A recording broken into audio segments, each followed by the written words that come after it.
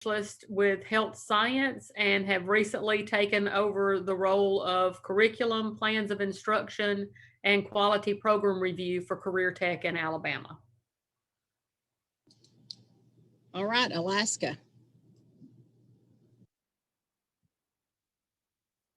Hi, I'm Andrea Gelvin, and I work with the Alaska Primary Care Association, who is the host for the AHEC in the Anchorage area.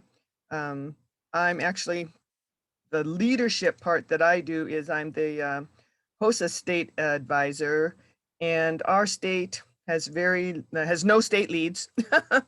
And so I'm sort of an unofficial one, and the State Department of Ed's CTE department depends on the CTSO state advisors to, get the word out about each area. I only do health science. California.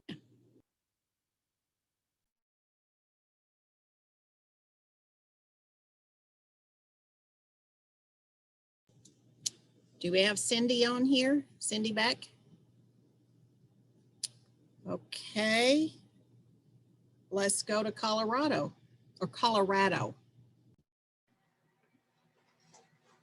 Sorry, it's coming on. All right, my name's Jordan Whittington. I work for Colorado Community College Systems. I oversee all the program approvals for public health and safety. I'm the program director here. Connecticut.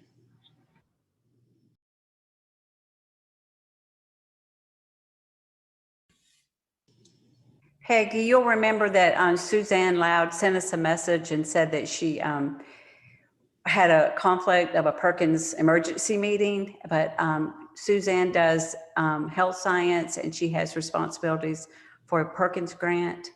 And I think she mentioned some EMS services under her leadership as well. Delaware. Hi everyone, Peg Enslin. Sorry, I'm having some problems with my camera this morning or this afternoon.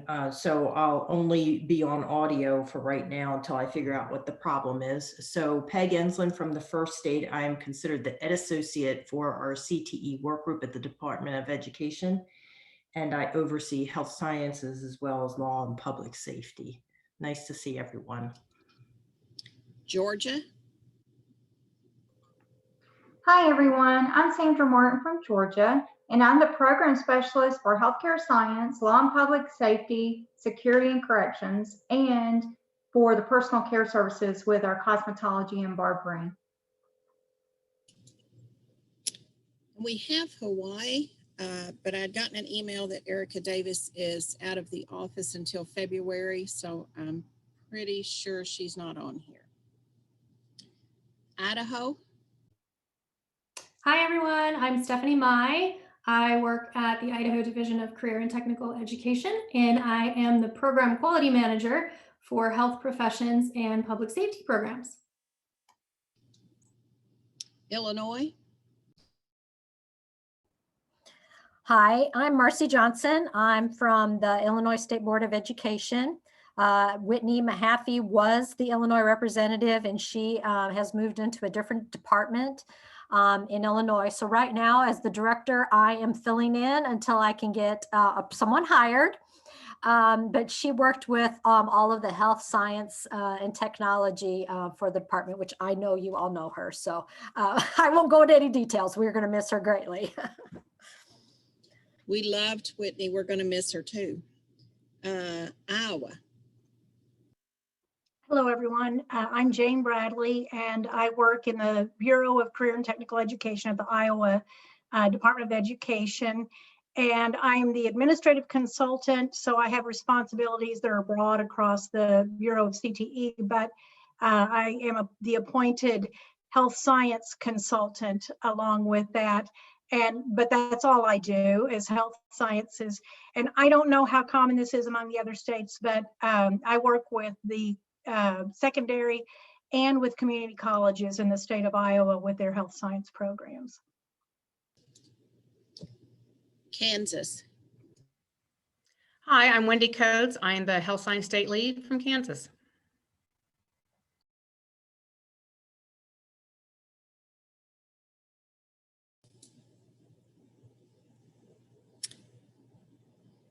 Michigan. Good afternoon.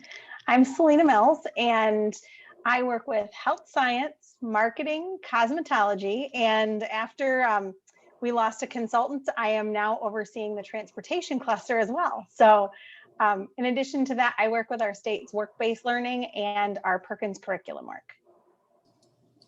Gosh, I was jealous of Jane that she only has health science.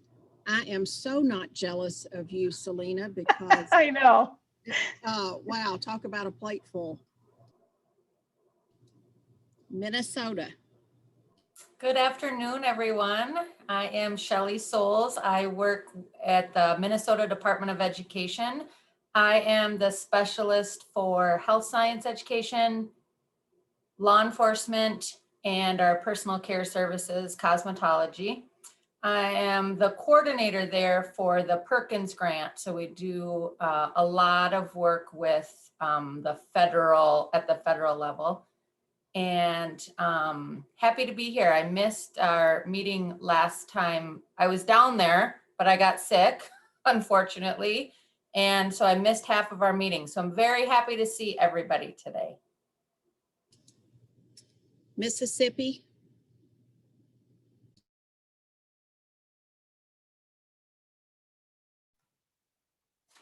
Hello, everyone. This is Carolyn Holloway from the great state of Mississippi. I'm over the health science. I'm the health science program coordinator or supervisor in Mississippi with the Mississippi Department of Education. This is my first meeting, very new, and I'm looking forward to learning so much and getting to know each and every one of you. Thank you.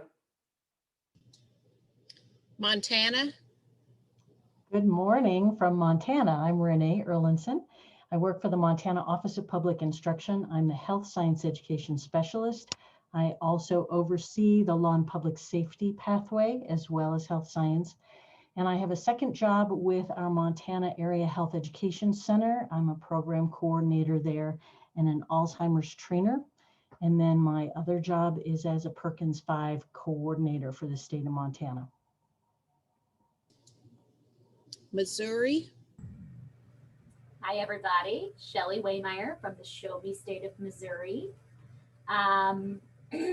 Let's see. I oversee secondary programs, health science, and some other allied health areas, along with Project Lead the Way, biomedical science track. And then I also work with those post-secondary programs up to 2-year programs, anywhere from nursing through allied health. And it's an honor to serve as the host and state advisor in my state as well.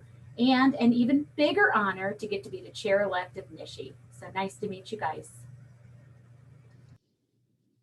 Nebraska.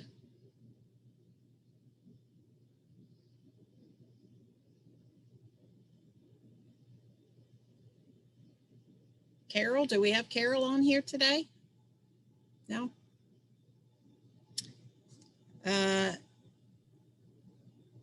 Okay, Randy. I forgot if it's Nevada or Nevada, so I'm sure you can fill us and let us know. I think it's Nevada. There you go. There you go. Good job. At least you asked. So welcome, everyone. I'm Randy Honeywell from Nevada. I'm the Assistant Director of CTE. As you know, like many of us, struggling budget-wise because of the pandemic. So we are on a hiring freeze. So I oversee health science, public safety. Now I am the ag consultant, and I am also overseeing business and information technology. So and all the CTSOs. But the good news is I'm retiring this year and moving to Montana, Renee. So I'm super excited about that. But hey, my job will be open too. You want to take my job? I'm retiring this year too. Oh, nice. So maybe. Gosh, if anybody has any friends that want to move to Montana or Nevada, let them know. Okay, North Carolina. Good afternoon, everyone from North Carolina. I'm Ashley Orr, and I'm the Health Science Education Consultant with the North Carolina Department of Public Instruction. Ohio.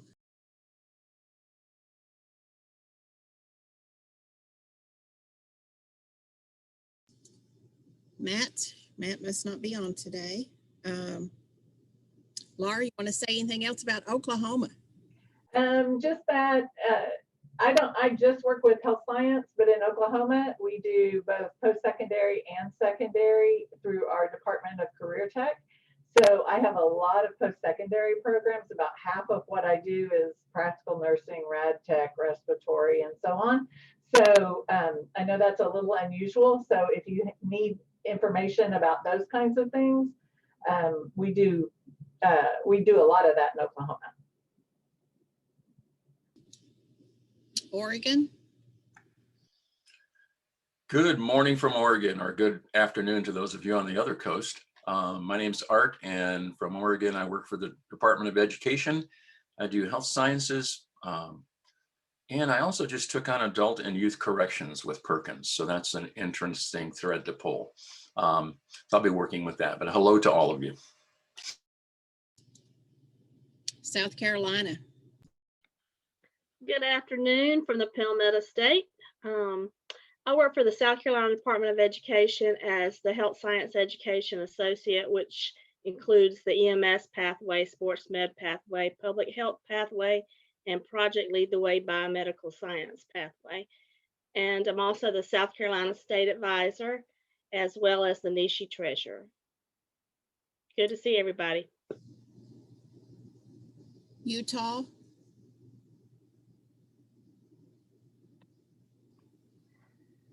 Hi, my name is Marin Hanson. I work for the Utah State Board of Education, and I oversee health science, protective services, and personal care services for the state of Utah. Washington. Good morning. Good afternoon for some of you. I'm Mariana Goheen. I'm from the state of Washington. I oversee the health science programs and Project Lead the Way biomedical for the Office of Superintendent of Public Instruction for the state of Washington. West Virginia. Good afternoon. My name is Ashley Torres. I work for the West Virginia Department of Education. I have health science, which also includes biomedical Project Lead the Way. Over the summer, I also took on our advanced career education, which is our adult programs, which includes surgical technology, licensed practical nursing, respiratory therapy. So Laura, I may be reaching out. Thanks. Good to see everybody. Wisconsin. Greetings, everyone. My name is Christina Patron. I serve at the Wisconsin Department of Public Instruction. I am on the Career and Technical Education team and serve as the lead for K-12 Health Science and Biomedical Project Lead the Way, and also heavily serve as the Wisconsin HOSA State Advisor.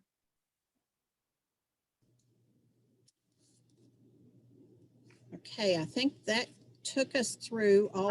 Wait a minute, Peggy. I think maybe Cindy Beck. I see a Cindy. I don't see a last name. So California is a member of our consortium. So Cindy, is that you? Cindy without That's a last name? me. Okay. Yeah, that's me. Sorry. Cindy Beck, California Department of Education. I serve as the Health Science and Medical Technology Industry Sector Lead, as well as the Public Services Industry Sector Lead. I'm the State Advisor for California HOSA, and I'm a Regional Lead for the California Technical Education Incentive Grant. That's it. Okay, now we have some other guests on today that I'll go through, and not sure if they're with us or not, but this will be a good way to see. Arizona. Hi, everyone. My name is Aiden Ramirez, and I am the Health Science Technology Program Specialist here at the Department of Education. So I oversee all the health science technology programs, which for in Arizona, that includes our cosmetology and related services. So that's kind of the odd man out in my group, but overall, see all the rest of them. Arkansas. Hello, good day, everyone. My name is Matt Burns, and I work for the Arkansas Department of Education, Division of CTE. I'm the program advisor for health sciences, the state advisor for HOSA. I also work with construction, AV tech and film, criminal justice, and advertising and graphic design. Appreciate you having me on today, and I look forward to meeting and getting to know you. Matt, you're another one that wears lots of hats for sure. Every direction. Yeah. Florida. Hello, everyone. My name is Pamela Gilman. I am the state lead for both health science and human services, and it includes everything from middle school programs through associate degrees. Indiana.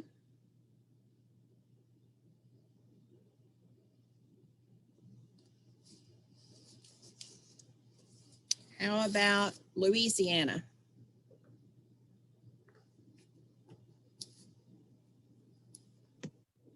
Maryland.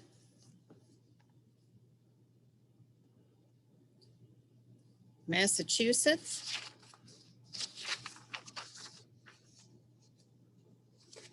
New Jersey. New Mexico. Hello again. I introduced myself briefly at the beginning. My name is Veronica Sanders. I live in the land of enchantment. Laura, I think it's fabulous that you said you've always wanted to be a princess, because I was sitting here listening to everybody and thinking, oh my gosh, I would love to be on stage one day and say, hello, everyone, I'm Veronica from the land of enchantment. Anyhow, we are very much on lockdown here. I just oversee the health sciences programs as well as early college high schools in the state of New Mexico, as well as overseeing Perkins funding and Next Gen state funding for all of our programs. How about New Good afternoon, I'm Louise Baganda. I am the Health Science Associate for the CTE division. I oversee the health science programs, work with Perkins funding, state liaison for the health science CTE, CTSOs. And I also oversee the operationally approved programs as an extension of Department of Health for the nurse aid training, home health aid, and EMT. How about North Dakota? Hi, I'm Tracy Becker. I'm with North Dakota Career and Technical Education. I'm a program area supervisor over the health sciences area, trade and industry, which would include every cluster from automotive to manufacturing to construction to welding, all of those in between, and also information technology. I'm also the state director for Skills USA North Dakota, to just tack another thing onto my to-do list there. But it's one of those other duties as assigned, Tracy. Yep, absolutely. Pennsylvania.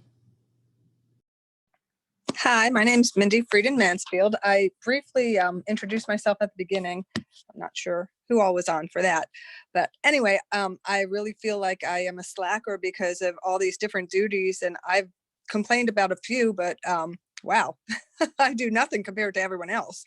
So my primary responsibilities initially were business management, administration, information technology, a few other outliers, tourism, vehicle parts, commercial art. With the retirement of one of our ag people, I got some of the ag stuff added onto my plate. And then with the retirement of our health occupations, Esther Brown, who then changed to Esther Poor, I was reassigned her duties, which includes all of the health sciences and STEM pathways. Engineering and biotechnology fall under STEM, and then health science, including vet tech and home health, rehab aid, nurse aid, and so forth. So I work for the Department of Pennsylvania Department of Education in the Bureau of Career and Technical Education. I also am on the board for FBLA and DECA, which are the business CTSOs. And then now I'm on the board for HOSA, which is obviously health occupations CTSO. But as I said, I'm very impressed by what everyone else is doing, and thank you for the invite. Do I need to do anything to become part of the consortium, or am I just automatically, now that you have a part, Pennsylvania's back in? Kind of. Mindy, we'll set up a call and discuss how that flows and the relationship with this. Peggy, we did leave out New Hampshire.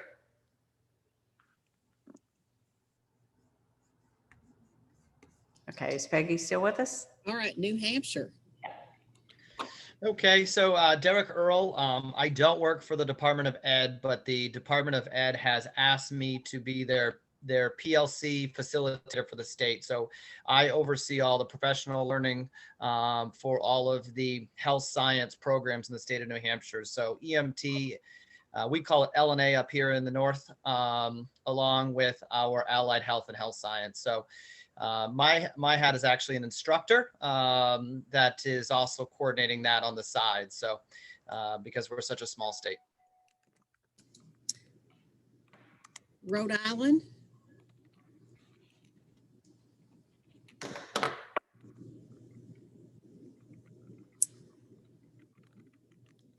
South Dakota. Hello, I'm Jamie Betcher from South Dakota. I work with the Department of Ed, CTE, and I'm getting back into the swing of things. I was off for 3 months with my newest one, so getting back in, it's great to see people again. And I work with health sciences, information technology, the law and public safety, and I also oversee the work-based learning for the state. Well, congratulations on your new one. Thank you. Tennessee.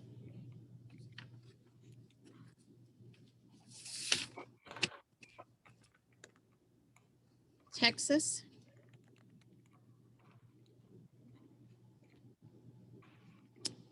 Vermont.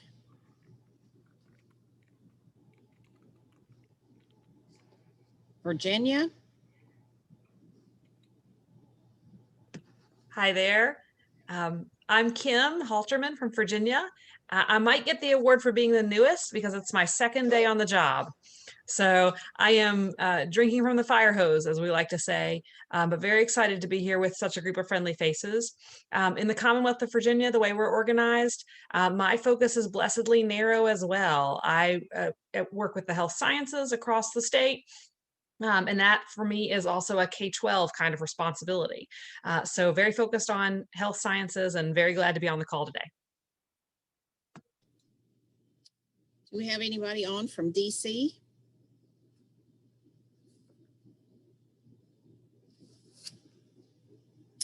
How about Wyoming?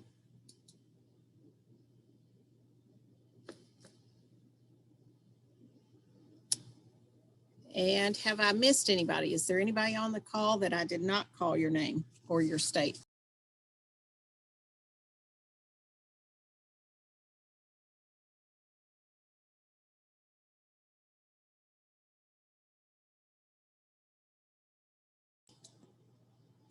Anybody else that is on here that we missed? Laura, were you saying something? Yolanda, did you tell us where you're from? Hi there. I'm actually representing BIRAD. I was just going to be a fly on the wall and get to know all of you a little bit better by listening. Sorry, no flies. I saw your name. I apologize for calling you out. Sorry, never mind. It's nice to see all your faces. So I think we've got a lot of experiences from brand new 2 days on the job to getting ready to leave the job. So Renee is going to retire. Randy's going to retire. Is there anybody else on here that's heading out the door this year?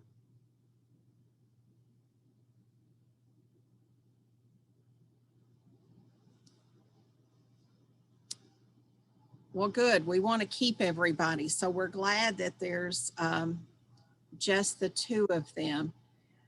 And I want to put Randy and Renee on the spot just for a minute. You know, some of the new folks that have come on and are drinking from the fire hose, can you give them some words of wisdom today that's going to help carry them through the first few months of their jobs? This is Randy. Connect with Laura and Nancy, because if you don't, they will corner you.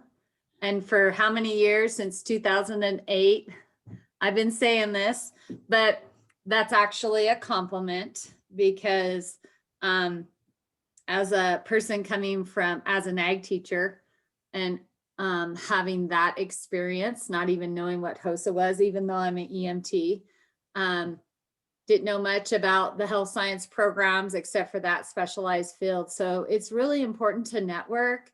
And the consortium and the health science leads has probably been the best connection in my 13 years at the Department of Ed, because reaching out to your peers, everyone's willing to share, and there's no use in recreating anything. And when you get on the listserv and you reach out to people, they're just, I mean, more than anything, I don't know if there's any other Aggies on here, but they don't like to share. It's very competitive. And so I think that's it. Just, you know, reach out to people. And when you're working on a new project, just ask someone for help and use what they have to offer, because it's a great group between the consortium, the health science leads, and the HOSA organization. You're going to have a lot of tools in your tool chest. I would have to echo Randy's sentiment. 15 years ago, when I was asked to do health science in Montana, I was pretty much a deer in the headlights as far as what I was supposed to be doing or how we were developing it. It didn't exist in the state of Montana. And so I was put in a position to have to develop everything.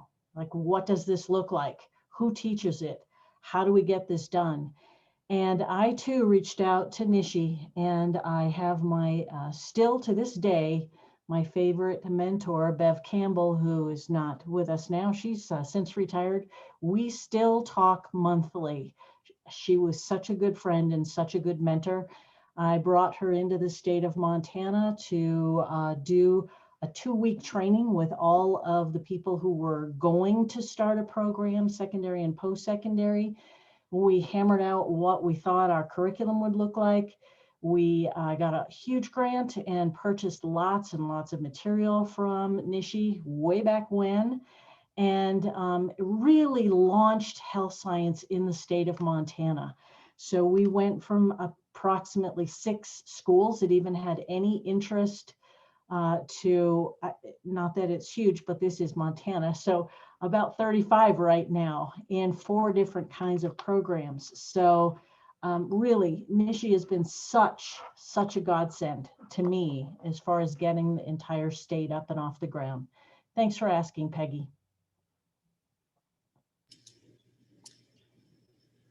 I would just like to echo what they've said, is to reach out to the consortium. If you're new and you don't know how to become a member and get involved, talk to Nancy. She will help you figure all of that out. But I know we all do things a little bit differently in your states. I work really closely with my teachers, and so I find that Consortium is a good resource for me to get resources to teachers. I have, just in health science, I have about 230 teachers, and then I have the Project Lead the Way and the law enforcement and the pre-law and all that. So there's one of me and hundreds of them, and there's no way I can create lesson plans and resources and things like that. So that's what I rely on the consortium for, because they have been such a good help with that. What about some of the other experienced members? What can you tell our new members as well?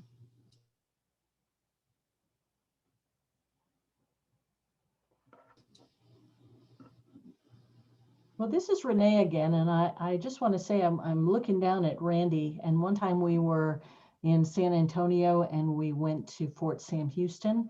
I think the experiences professionally for state leads has been extraordinary.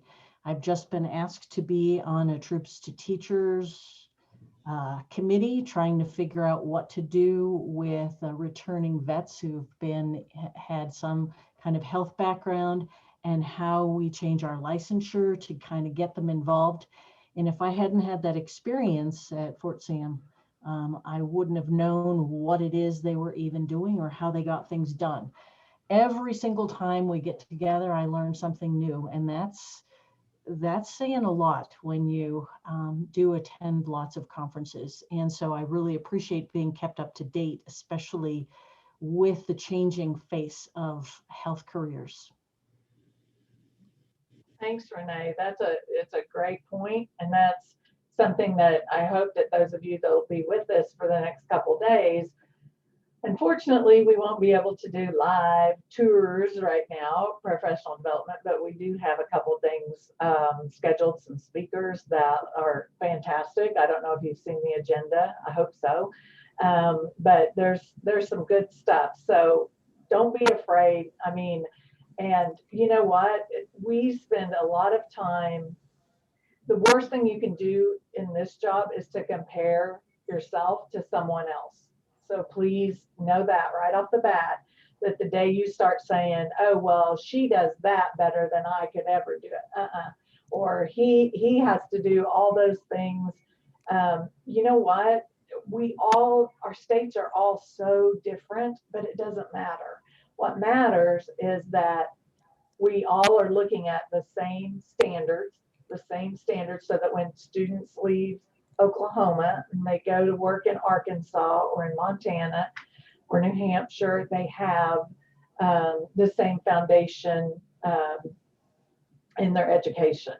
And so really, we're all with the same thing that we basically want to do. Is that's the nuts and bolts of everything.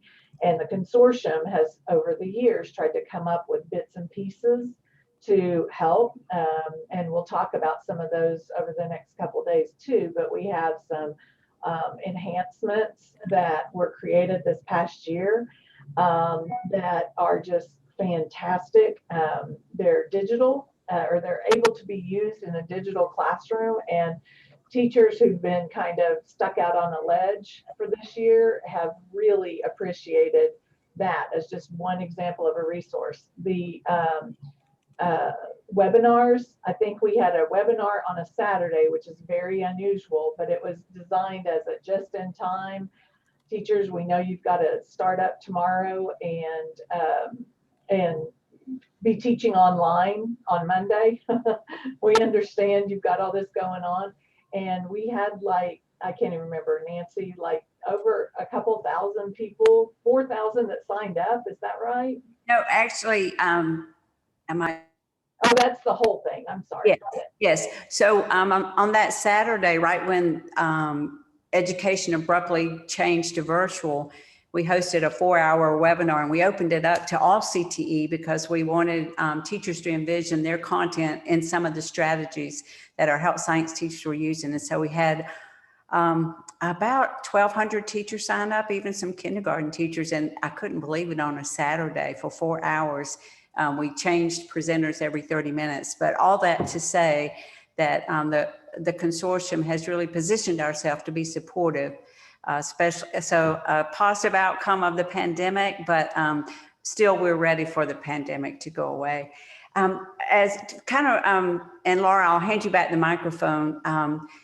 We do have our annual meeting for the National Health Science Consortium. It'll be tomorrow afternoon between 1 and 4:30 Eastern time. Many of you have received that invitation because you are members of the consortium. Some of you we invited as special guests. Some of you have been on the job for 2 days, so we didn't know to invite you.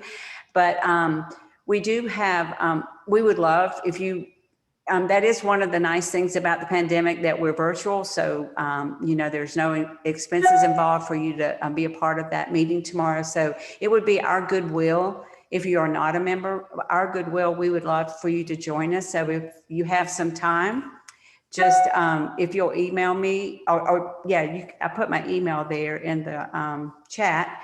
If you would like the link to be able to join parts of that meeting, we do have 3 professional development opportunities within that meeting. One is on the economy, healthcare, and education as impacted by the pandemic. Then we have one on being a part of professional organizations and the value of that. And then there's one on telemedicine from an excellent physician at Emory University in Atlanta.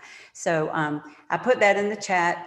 Feel free if that's something that you would like to attend and you haven't already gotten that agenda and that link, we'll be happy to include you.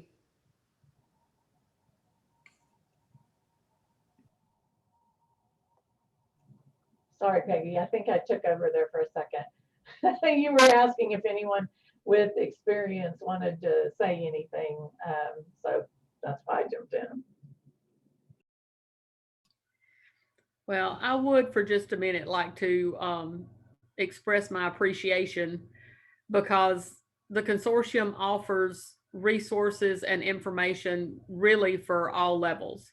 It has offered resources for me, and it was instrumental for me when I came in on the curriculum side with resources and help for what I needed to do at the state level. But the number of things that came out through the consortium as resources for teachers when COVID hit, it was absolutely amazing what you guys were able to provide for our teachers. And all I had to do was share the links, share the invites, share the opportunities, and you had them all there and then stored them on your website so they could go back later if they were just overwhelmed that particular day. And I just think it has been impressive, especially this last year. It was impressive before that, but you showed out this last year. And thank you.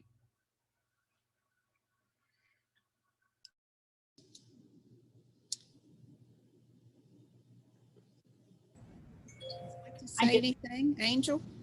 I was just going to say, I mean, Dana just made me think about it, that, you know, the webinars and how important they were. And, you know, and I wanted to thank Nancy and them for getting that out there for the teachers, and thank my teachers in South Carolina. We saw this coming and started working real early on getting a Google Drive together to share with our teachers. And I think that's how we rolled out at the beginning, and wasn't it, Nancy, something like that?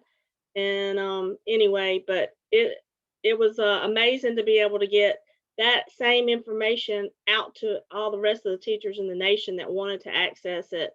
And I mean, we were all in dire straits, let's face it, and we needed something to turn to. And I'm glad that Nishi was there to be able to have that, send that access out to everybody. This is my second stint per se with Nishi. I have been in the state lead role twice, so from 2000 to 2005, and then again from 2016 until current, until I retire. Actually, that's my plan. And I would just say, you know, the camaraderie and the fact that most of us are just singletons in our own state. We're lucky if there's 2 of us in our state. And so sometimes it's just about getting to know that you have someone else that, even if it's not the exact same role, like Laura said, you know, everybody has a different role, but there is somebody who can help you. And even if you just reach out to someone who you find friendly, that person probably knows of that person that can help you, even if it's not them. So some of us figured out, or you will figure out people who have a similar state setup, and you'll kind of work, you know, with those individuals more often.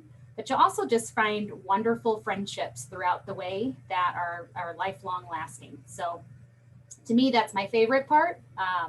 But I love that I have people that can talk the same language as me, because no one else in my office can. They might understand CTE or CTSOs. For all of you who now I'm throwing acronyms out, and you might not even know what those are yet, but they definitely don't understand health science. So I appreciate that very most. Hi, Dana. Thank you. As you can see, there's lots of friendly, helpful people as state leaders, and so it's good to get together and be able to help each other. So I had sent out kind of what everybody wanted this meeting to be like. You know, it's such an unusual meeting. Normally we have a full day and we have lots of different things, but so I tried to plan the agenda around what people sent back that they needed information about or wanted to learn more about. So at 2 o'clock, we're going to have Katrina Haynes just go over.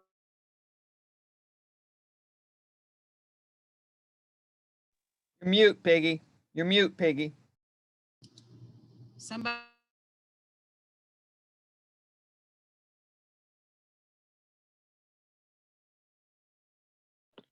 Still mute. Nancy, are you muting me? It says the host has muted me. You're sounding. Oh, no. Oh, please. I didn't mean to, Peggy, I apologize. I was trying to tell you that Katrina was here and I like punched on your name because anyway, apparently I'm tech challenged today. Sorry, I'll keep my hands off the computer. That's okay. I'm just glad it wasn't me this time. Normally.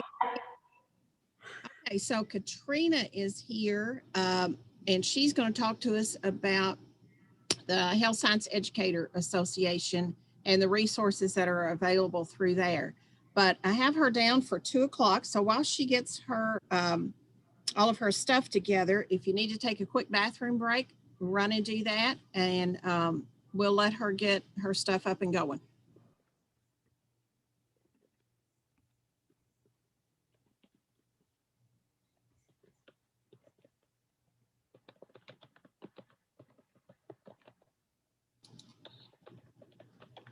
So Nancy, will you give Katrina? I did. Host duties, okay. Okay. I allowed her to share the screen. Katrina, you good? All right. And Peggy and Nancy, I've been, not that there's a lot of notes to take, but I've been keeping notes and a list of who's here, who's guests, all that stuff too. So. Okay. Or no one's a guest. I mean, they're all members, you know what I mean. Once a secretary, always a secretary, right?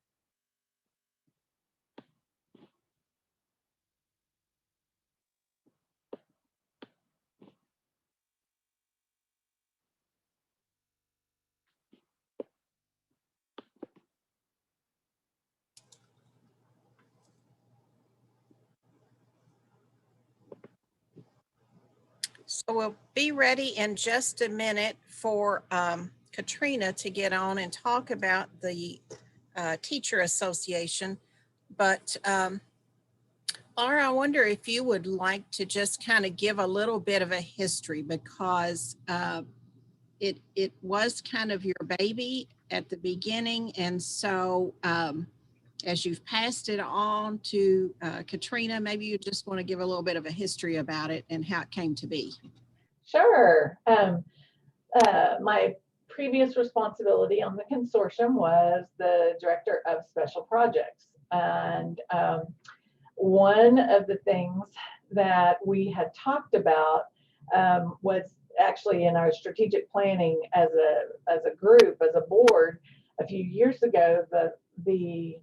We've got to make the board bigger. We want to reach all 50 states, and we really want to be able to become the authority for health science education.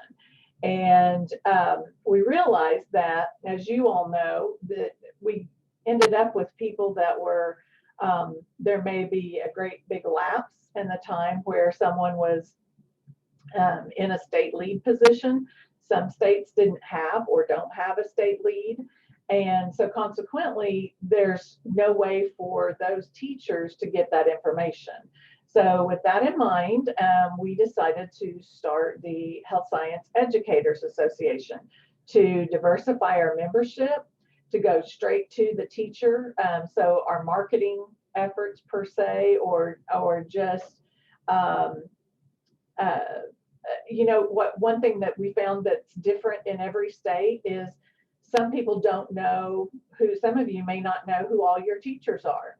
And like, I have an email list of 400 teachers that I send them at least one email a week, if not multiple. And so that's how I communicate with my teachers. But when I found out from other states that they may not have something like that, then it's like, okay, how are we going to get all this information out to everyone? And we decided to go through the back door and to try and utilize the instructors. And so that's what we've done with the Health Science Educators Association. And there have been so many things have happened. I mean, the first 50 people, it was like, wow. And we'll talk, Katrina will talk more about this, but now we have states that have joined with all of their teachers. We have so many really cool things that have happened. And some of those things are still very inexpensive to free. So we hope that they will continue, that the member teachers organization will continue to grow. And we are loving having that one-on-one contact, being able to push out emails about webinars and things like that. And that way, let's say one of you is out sick and you aren't able to forward an email that we send to you, then they get it directly anyway. So super excited, and don't even know if anyone's back or not because there's no picture. So Aiden, it's you and me, bud. Well, you should I'm be able volunteer. to see. You should be able to see Katrina's screen. So there we go. Actually, oh, I can't. I must have. Oh, there. I am viewing her screen. Okay. yeah. Gotcha. Okay. So that with was that, the history. we'll let Katrina go ahead and get started and kind of showcase what it's all about. Thank you, Laura. Okay, thank you. Thank you for that lead in, Laura. That was awesome. I'm really excited to be a part of HSEA. Of course, I'm also involved in HOSA and a bunch of other things, but HSEA is something that you teacher leaders is really going to benefit you because you really don't have time to be everything to all your teachers. You would love to be, but if you have 400 teachers like Laura does, you really don't have time to answer email from 400 people about individual problems that they're having. You do your best, but that's why Nishi wanted to put out there a teacher organization to help build your teacher networks. And sometimes the best PD that a teacher can have is the PD from a teacher down the hall, virtual hall at this time, another teacher who's doing the same thing. And they exchange, well, what are you doing for this? Oh, this is what I do. And that really saves a lot of time for your teachers and for you. So our mission at HSEA is to support classroom teachers with resources and professional development and provide an avenue for teachers from across the nation and beyond, because we have a member in Great Britain, to help them freely network and share best practices and concerns. Because, I mean, if you think about it, your health science teachers might be a little bit nervous to share a concern that they have with you about, I mean, not necessarily, but what if they're like, I'm not sure if this is the best thing. Maybe we ought to try something else, or what else can I add to this? Sometimes teachers are just a little nervous to share that with, you know, their state person. Not always. I'm sure that you all put yourselves out there as being very available, but sometimes it helps just to be able to reach out and have a buddy teacher to ask those questions. So first I want to share with you our Facebook group. Now we've had this Facebook group about 1.5 years, and it started out with just a few members, and now if you can see that number, it's 1,100 members. And that is awesome because our Facebook group is a private group. Now, Nishi has a page in Facebook where, you know, everybody can see it and they can post and that kind of thing. And our Facebook group is free. So right now, you guys could put out to your teachers, go to Facebook and search for HSEA and ask to join. Now, all we do is we have some screening questions. We want to make sure it's not somebody from Russia or Iraq or whatever trying to join and solicit for money or whatever. So we just want to know that you really teach health science, and, you know, and we have some former teachers and we have some state leaders as part of that group. But like I said, that is completely free. So I'm going to finish sharing my slides, and then I'm going to go and pull up the live Facebook page and the Google Drive and show you from my laptop what that looks like exactly. So we would like to really say thank you to these 4 states who have adopted their own HSEA groups and who have supported their teachers by purchasing bulk memberships. Kentucky, Michigan, Oklahoma, Wisconsin.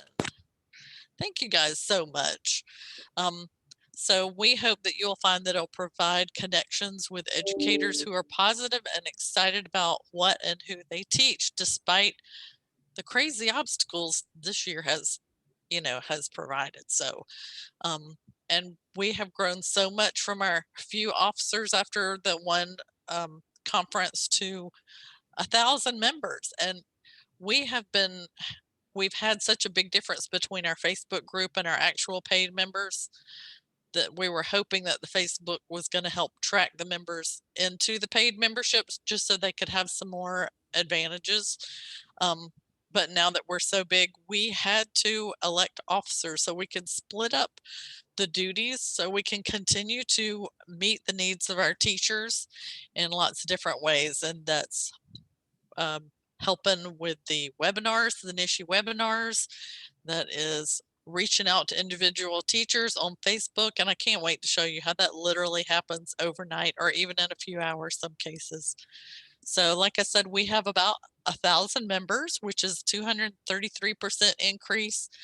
We have 41 states, and including Puerto Rico, which is a territory and part of the United States, contrary to what some people who didn't do well in school think that it's another country. It is not.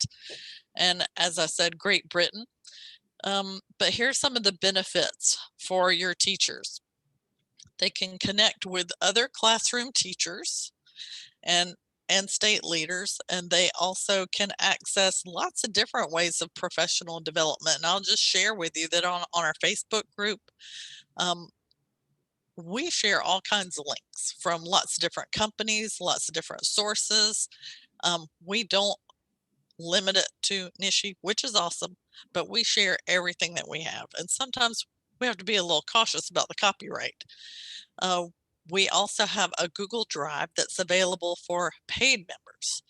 Now, you remember Angel said that the South Carolina, we have a Google Drive in South Carolina, and we were using that for a while for the HSEA members. So we have expanded that, and it's a Google Drive just for the HSEA members. We're continuing to add to it lessons, resources, all kinds of things, and that is going to stay. And like I said, it's only going to grow and grow. That is separate from the enhancements. And a membership for your teachers means that if you're not a member state, which is okay, we hope you'll consider becoming one. But if your individual teacher is a member of HSEA and their state is not a member, they can receive a discount on the curriculum enhancements. So this is a brief picture of the Google Drive, which I am going to show you live in just a moment. It is something that you open up, and it's just like you open up one door into another door into another door. And these are all resources shared from individual teachers, their own lessons. It's also free resources like from the CDC, some practice assessments from precision exams, PowerPoints, some resources. Well, I think what everybody really likes is the diagnosis of the day bell ringers. Now, this is a place where your teachers can open it up, especially your new teachers who are going, oh my gosh, what am I going to do for bell ringers? They can open this up and bam, it's ready to go. And that's what we really want to provide for your teachers, is something that they don't have to struggle to make themselves. Obviously, when you're a new teacher, beg, borrow, and steal within the copyright allowances. But we especially love to reach out to those brand new teachers who are struggling. And in COVID, and I help teach for a state program for new health science teachers, and the turnover is just incredible. It already was for health science teachers, but we already are seeing how many health science teachers are retiring overnight and the new ones quitting on the spot. We want to help prevent that. I can't think of a good word for that. We just want to slow that turnover down by helping provide resources and support to those brand new teachers. And the retired. Right here, stop the bleed. Stop the bleed. It is trying to stop the bleed. You're exactly right. Don't let them leave. Yeah, sorry. And I don't have to tell you health science state leaders that you guys already know, because you have to deal with all the things that you have to do when a teacher leaves and you have to replace them. So the curriculum enhancements, that's not on my list of things to talk about, but this is off the NISHE website. This is what I was talking about, that your teachers would get a discount off of, that's the regular price. So we get a Now, last time I tried to say how much it was, Nancy stopped me cold, and I think I said the wrong number. So what is the discount price, Nancy? If your state is a member of the consortium, the curriculum enhancements are $350 for a school or teacher, $350 per teacher. If your state is a member of the work-based learning guide is $100. So it's a $150 discount for the teacher organization members or teachers from states who are members of the National Health Science Consortium, and then $50 off the work-based learning guide. Okay, thank you, Nancy. So again, if your state is not a member, your teacher can still get that discount if they join HSEA. Okay, so here are the bulk membership rates. I copied it straight from the NISHE website to make sure I did not goof it up. So if you're interested in investigating bulk rate membership for your members, maybe you want to take a screenshot, or like I said, it's on the HSE website, but I'll just read it really quickly. 25 to 50 members, $40 each. Now the regular price is $45 each, and that's for a year membership. 51 to 100 is $35. 101 to 200 is $30, and 201 and above is $25. And the way the enrollment process has been streamlined so much. Thank you, Nancy and Shay Rousey. They have set up Google Sheets so that when the state leaders or whoever's in charge of that, when they add new members, they just type them into the Google Sheet, and then then Shay picks that up, and then she enrolls them in the Google Drive and does all the other things, sends the welcome mail, and we have instructions for how to access the Google Drive in case some of your folks are not real tech savvy. Okay, so I'm going to stop sharing my slides for just a moment and show you the live Google Drive and the live Facebook web page. But if you have some questions and you want to throw them up in the chat right quick while I switch over.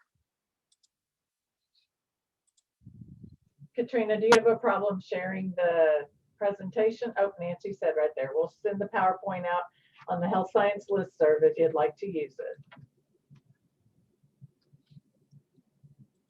I do not have a problem with that. Okay, I'm gonna share here we go. So I wanted to show you, like I said, this is the free resource. This is the Facebook page. And whatever you think about social media, you don't have to love it, but connecting professionally is so important, and it's free. You can refuse to do anything else on social media, but if you just log on to hook up with other people in health science, it's really worth. Of course, you get what you pay for sometimes. But here's an example. So, and like I said, we have 1,100 members, and like I said, it is a private group. So let's say this, we post some of the newsletters that Kim Smith writes for NISHE. Okay, so here's an example. 21 hours ago, Georgette asked, she says she's teaching healthcare issues. Does anybody teach this? Looking for ideas. So you can see that there's already 667 teachers who've read this already, and 2 people have already responded. And here's somebody else in emergency services. They're posting links. They'll post, let's see, oh yeah, funny memes and videos. So here's what I want to show you. This is what's really cool. So teachers will post pictures from their own classroom activities. And here's one that somebody did on the cell. That's awesome. It really is. I love this. Oh, but it gets even better. So again, free and actual classroom pictures, which you cannot. This is a really good one.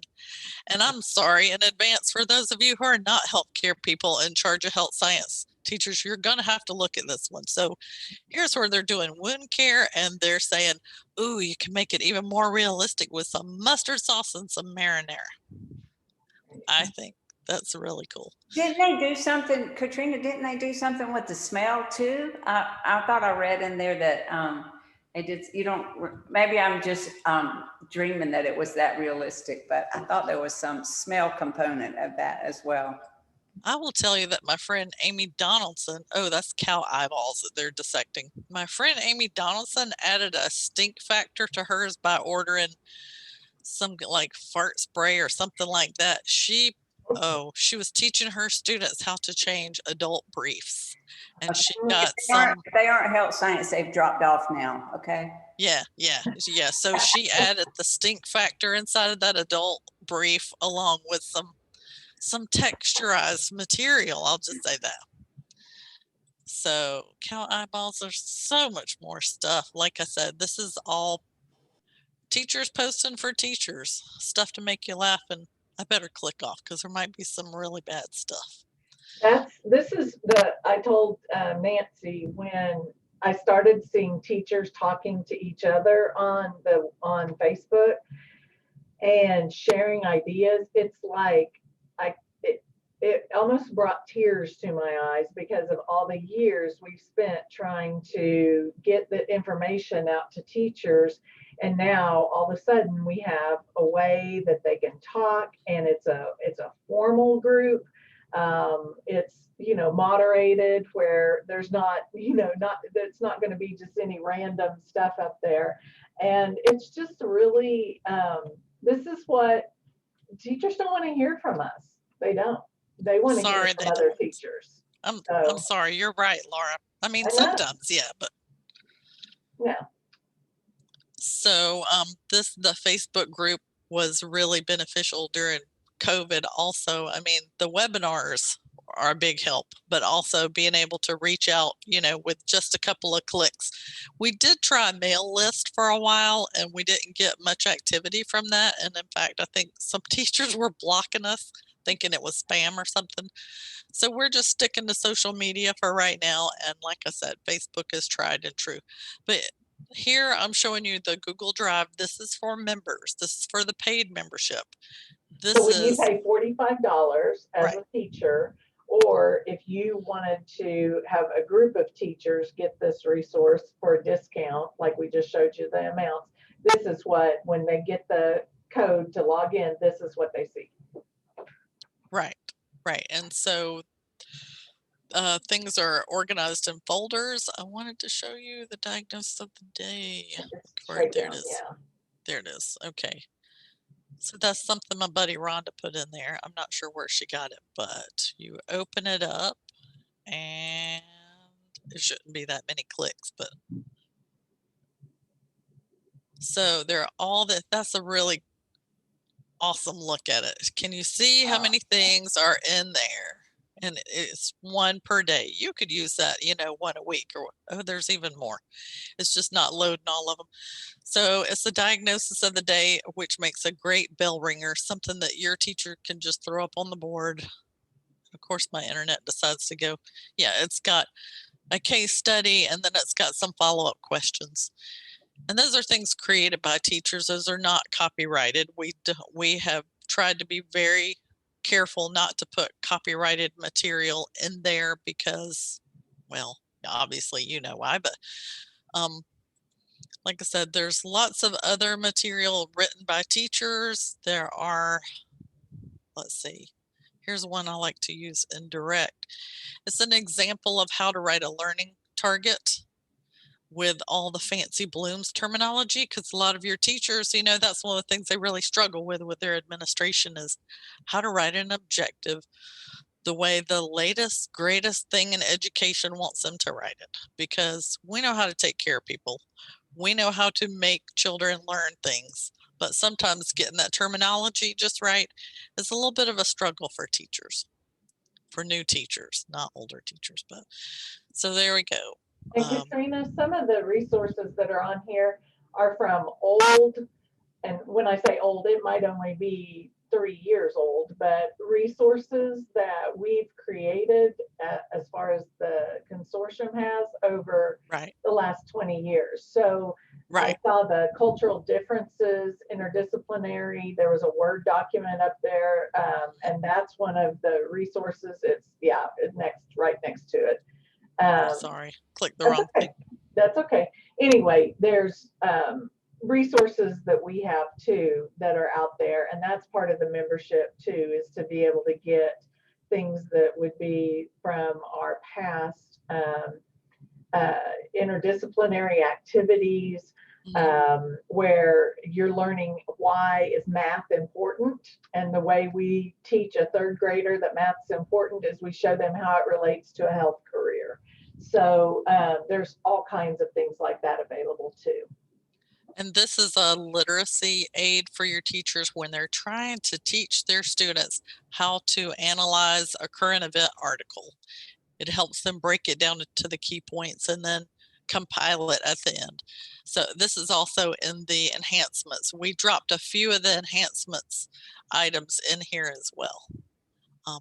But I think my time is almost up, and I wanted to save it for questions, but you really can't go wrong if you just share the Facebook group. And you'll definitely not go wrong if you set your teachers up to have those extra resources, like I said, which is a resource that's continually growing and being added to. It's not a stagnant thing. And you too could join if you want. I mean, if you wanted to join as a member, that's obviously your option, your opportunity if you'd like to.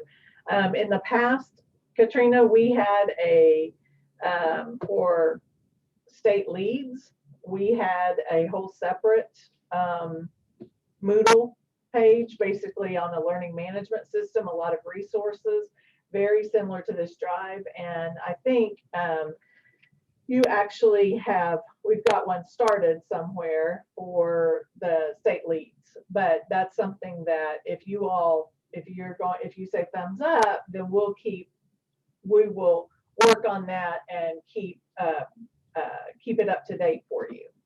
So I'd love some feedback if anyone wants to say something or put it in the chat. I do want to say that, you know, the pandemic has given us lots of opportunities. And so one opportunity that I took as a state lead, because we're not traveling and we're not spending money for other things like that, I repurposed some of the monies that I had. And so I was able to purchase the enhancements for all of my health science teachers. And I was also able to purchase their association membership. That's been a great resource for my teachers that I just looked at what I had to work with and realized, hey, I can repurpose some of this and it's going to benefit my teachers a lot. And they've loved it. Laura, I just wanted to share that idea that you brought up in the executive committee meeting the other day. Is one of the things we're looking at is adding a boot camp of sorts for new health science teachers, something that's specifically geared toward them. And we have a lot more of them. So look for that coming up. And I'm just going to leave it at that. I put the link to the Facebook group in the chat in case you just wanted to copy that link and put it right in an email. I had a quick question too, Katrina. This is Aiden from Arizona. So have you guys ever worked on partnering with some of the state teacher organizations? For example, here in Arizona, we have, you know, so the Health Science Teachers Association, which have always been looking for resources or trying to develop resources. And I remember someone mentioning earlier, I believe it was Randy, you know, reach out to everyone so you don't have to reinvent the wheel. So, you know, maybe doing a partnership with them might be beneficial, so they have some sort of resource to offer their members, and it also gains a new perspective on things. I know the one challenge that we have that may come up is that because Arizona has its own standards, we don't use the national standards. We have our own set of standards for each one of our programs. And just creating or having a folder maybe in the Google Drive or something just for those Arizona standards specific resources. And, sure. and again, love all the resources that are created. So maybe you and I can connect later on with their board to see if that's a resource they would like to add and maybe partner with you. And Aiden, that's how it worked. Peggy purchased the memberships. Is that what you said earlier for your people?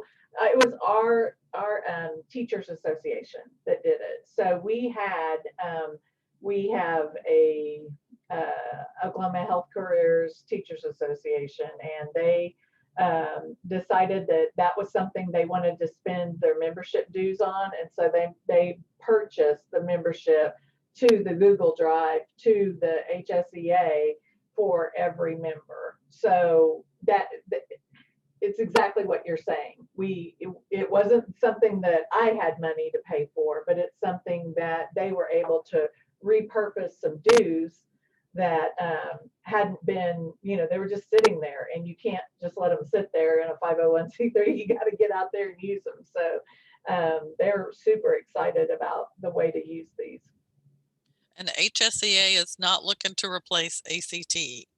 No. I think I said that earlier, but I just want to make sure I said it again, that the vision was to provide teachers what they need in their classrooms from other classroom teachers. ACT has the advocacy part and all those other good things, nailed down. This is outreach to classroom teachers. And I bet we could provide state leads with who all's a member from your state too, couldn't we, Nancy? I don't think it's that big of it's just sorting a spreadsheet. It's already sorted. If you're interested in, if you have teachers from your state who are members of this organization of HSEA, just email me and I can send you the list. I think the last time I checked, there was membership from, I think it was about 41 or 42 of the states. So there are a few states that the word hasn't gotten there yet, but we're hoping by becoming friends with you today, we'll be able to get the messaging out.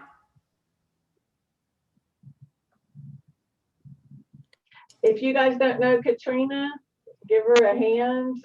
She's amazing, and she knows not only how to teach, but how to explain it to other teachers, which is not an easy task to do, as I'm sure many of you who've tried to do new teacher training know. It's especially healthcare people say, well, I know how to teach healthcare practice, and you're like, yeah, it's not exactly the same thing. Well, it really isn't. And Katrina's just an outstanding instructor as well. And so she takes us all by the hand and says, okay, this is how we can do this. We're like, oh, that's awesome. So we appreciate her a great deal.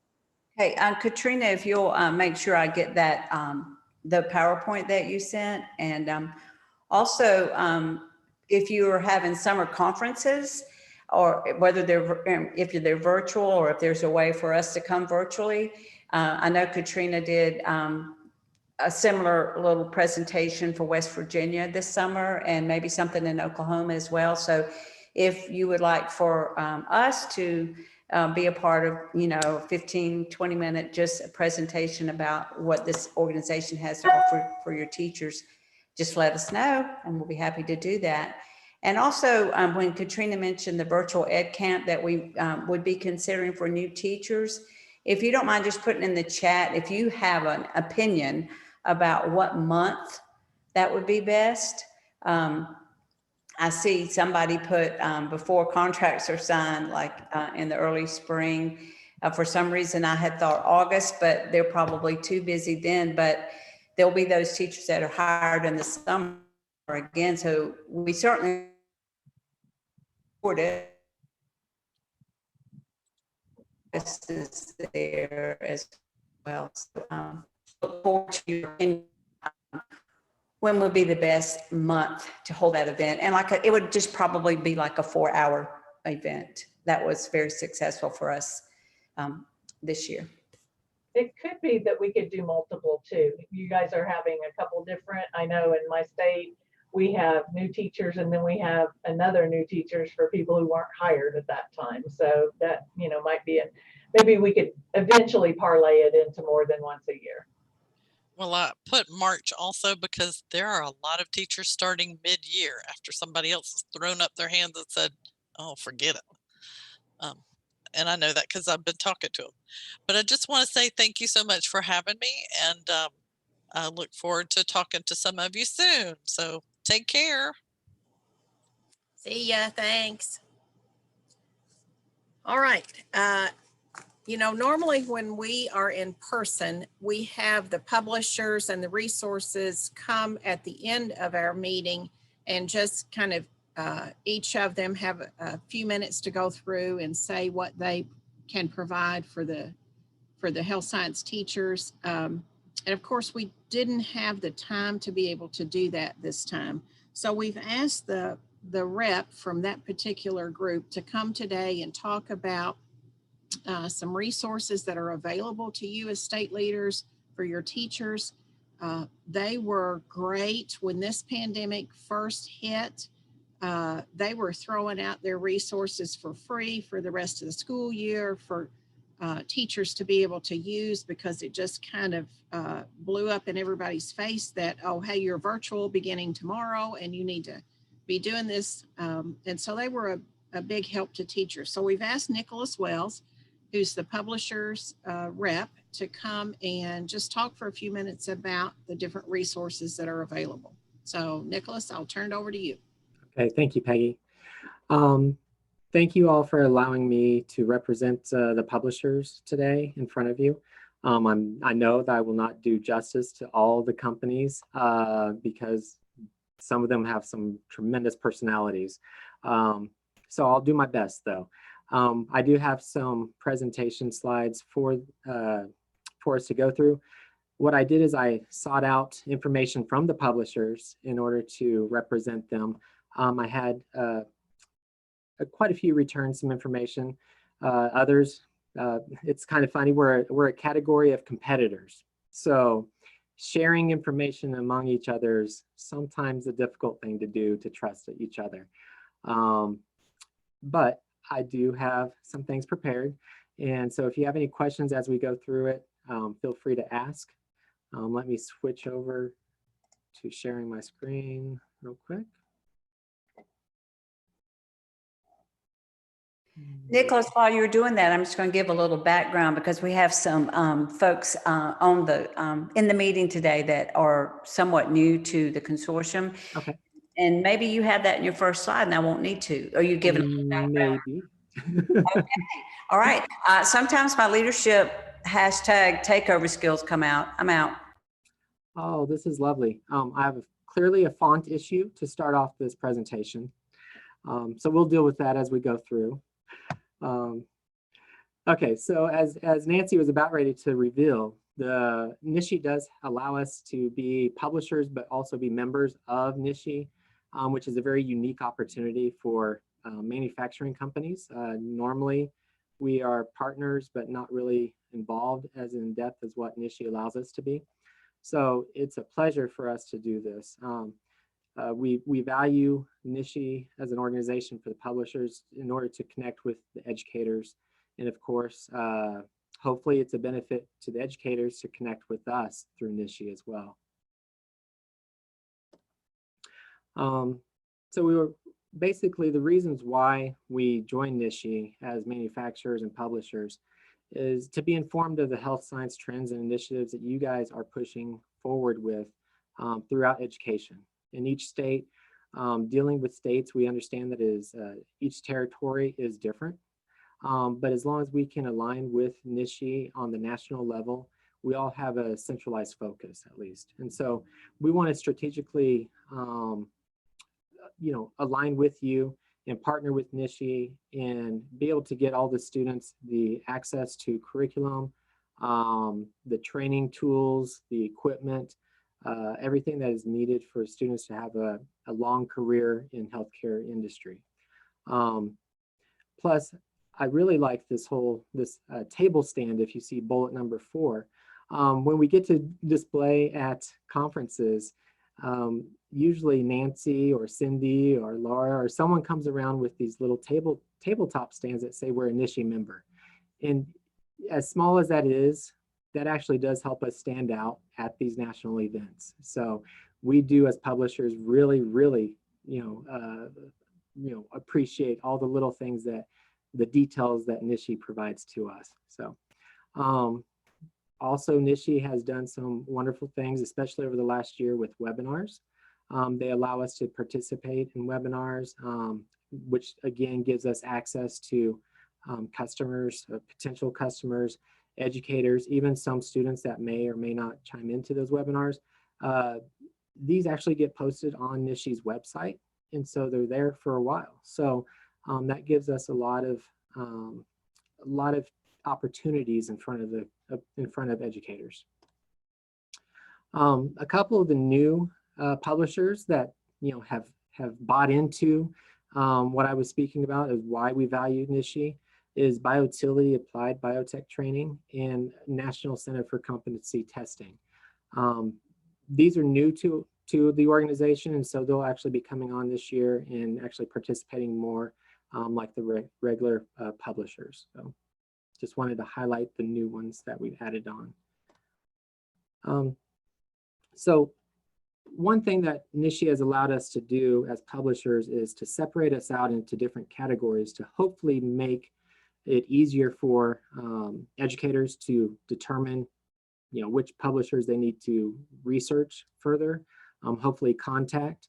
And so what we came up with were 5 or 6 different categories, subcategories, with certification providers, project-based learning curriculum providers, simulation, virtual reality, whether it's software or hardware, textbook publishers, whether it's online or physical textbooks, and then also training equipment and teaching aids.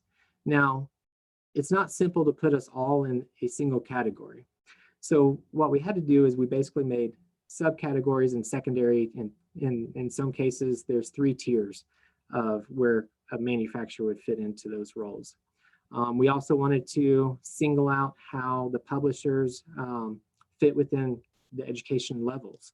So what we did is, with Nancy's help, here's a link in this.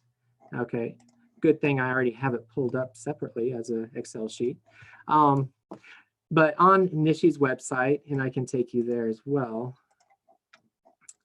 Are you seeing the website, Nancy? No? Okay, let me click back on Zoom. Okay, let me see. I can pull it up. Yeah, if you don't mind, Nancy, would you? Okay. So you may have to stop share. So you want me to go to the page where you have the file of the Yes, if you don't mind. Yep. Okay. Publisher resources. Okay. It's okay. I'm there. I just need to share my screen. Okay. Okay.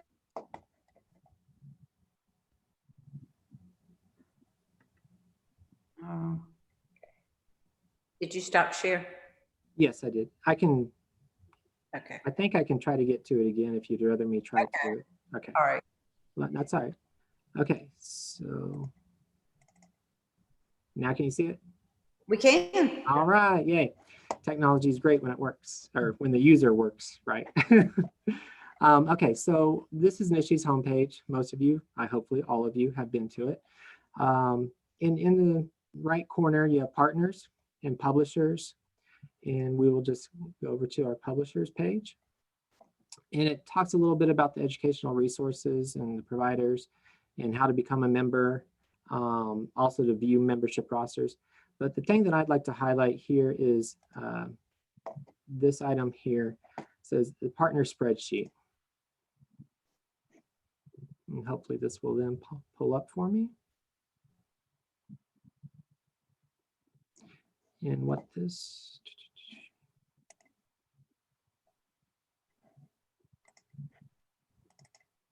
okay. Are you able to see the Excel sheet now?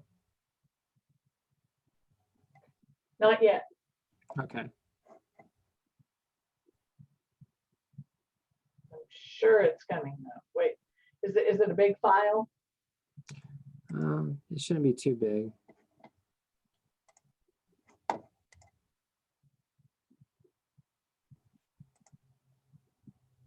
For some reason, mine is not liking me switching from application to application.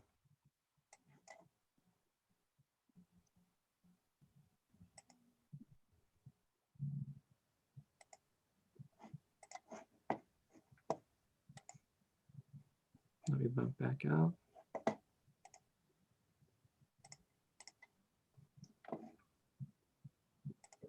Okay, there you go. Yeah. We can, yeah. Okay, I'm navigating, sorry, everyone. Okay, so from the NISHE website, we're able to download this spreadsheet. And the spreadsheet lists off around 32 different manufacturing contacts. And you have your first and last name of the representatives from those companies. We also have the web pages for websites for each of the companies, and of course the company name. But the area that's probably most interesting, in my opinion, what NISHE has actually done to help our educators is broken it down into these subcategories. This way you can tell which companies, maybe you're looking for someone that does project-based learning.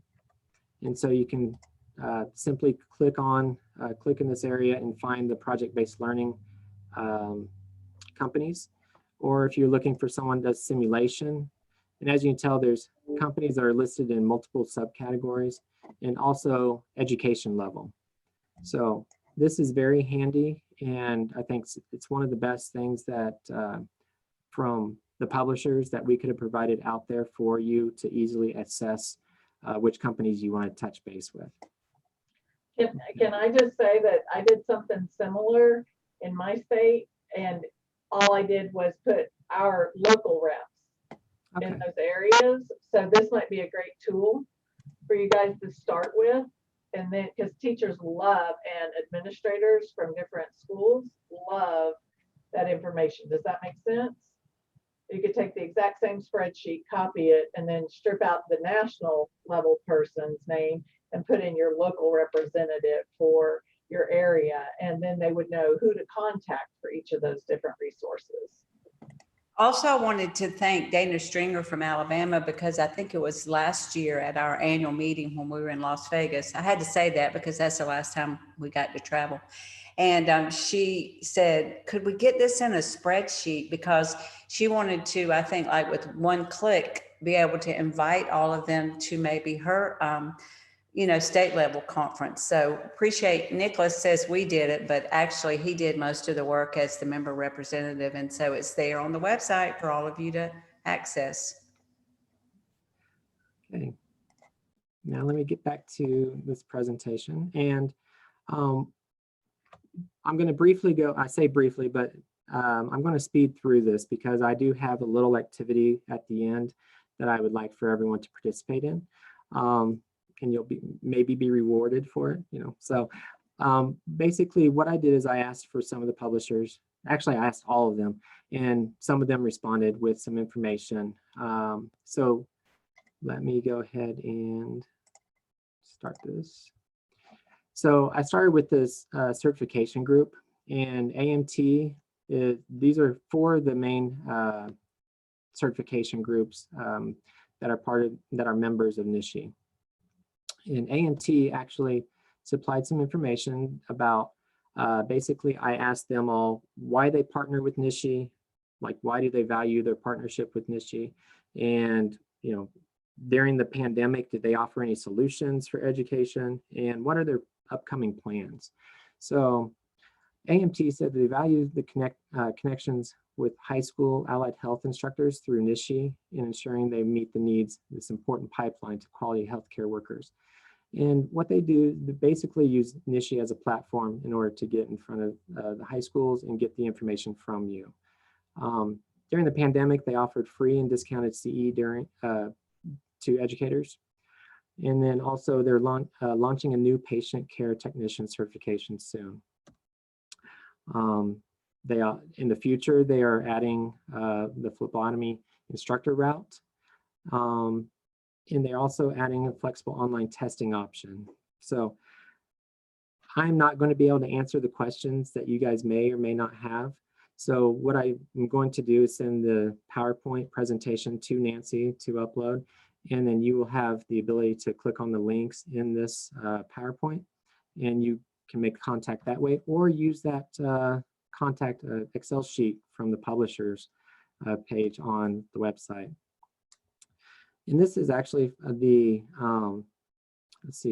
project-based learning group, Past Assured, Starla's Creative Teaching Tips, DEPCO, which is the company I work for, and Paxton Patterson. So I'll quickly go through what I provided was we value NISHI's willingness to include us in the conversations that develop the future of health science education. And it all starts with you. So as the state leads, we know that you direct your states and you get feedback from down below, from your educators. You also get feedback from industry. And from publisher standpoint, we love the fact that NISHI is able to connect us with you. So what we did during the pandemic, we were able to offer a discounted online learning career investigations curriculum. We also donated and discounted a large number of UVC lights to education. We actually picked up that product line last year, and it just so happened that it was probably a good timing for us to pick up that product line. And then we launched a new online learning management system and converted our curriculum to more compatible HTML5 curriculum. So new health science curriculum is going to be released this year. We have 3 to 5 titles that we are meeting about on Thursday, which is in a couple days, I think. And we're going to determine those deadlines then.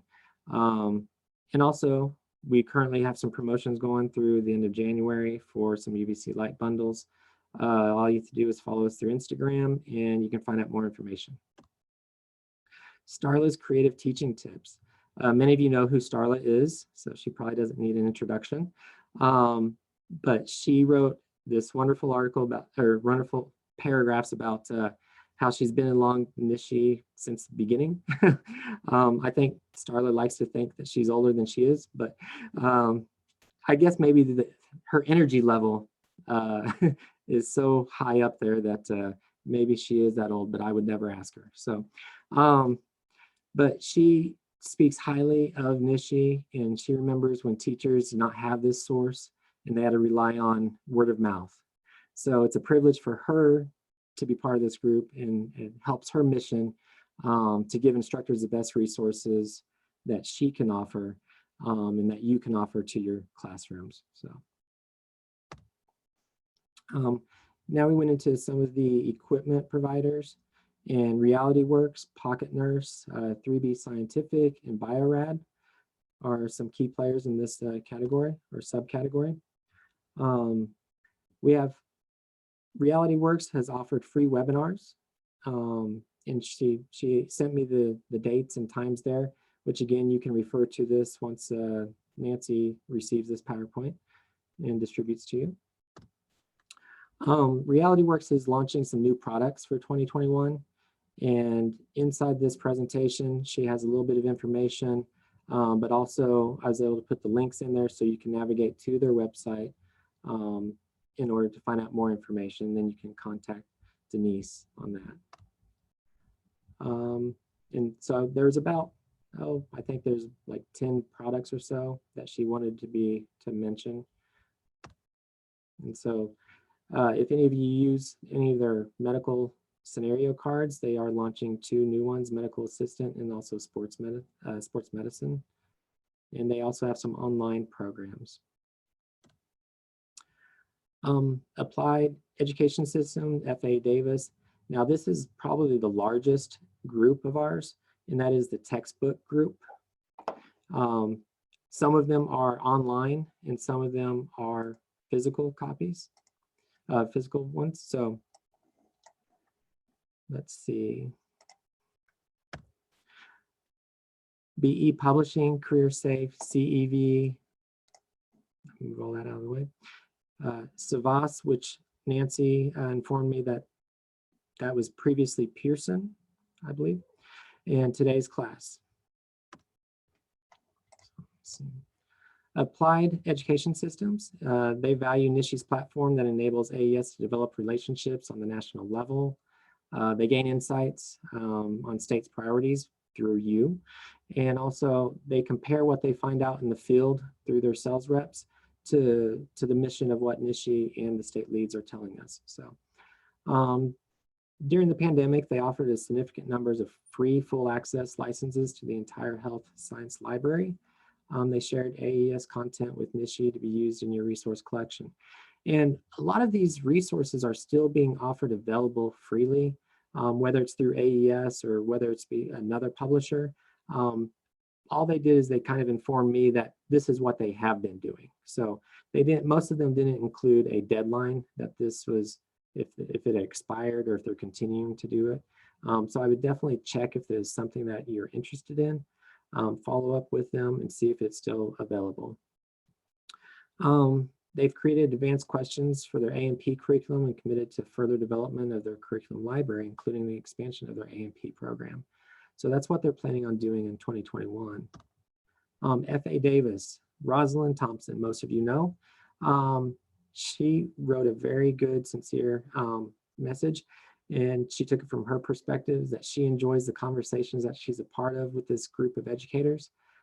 As a publisher, she looks forward to the time spent with state leads and teachers from all over the country and being able to discuss within their classroom how health science education needs are always evolving. They use those conversations to basically identify needs and develop plans on how they can address those needs. She says, I love NISHE as it is a way to take the assumptions out of what we do and get it right in the front lines of where health science education is happening. She also mentioned that for their secondary and post-secondary customers, F.A. Davis Company opens up many great resources, cases and other content so that learning could still continue when the shutdown started in March.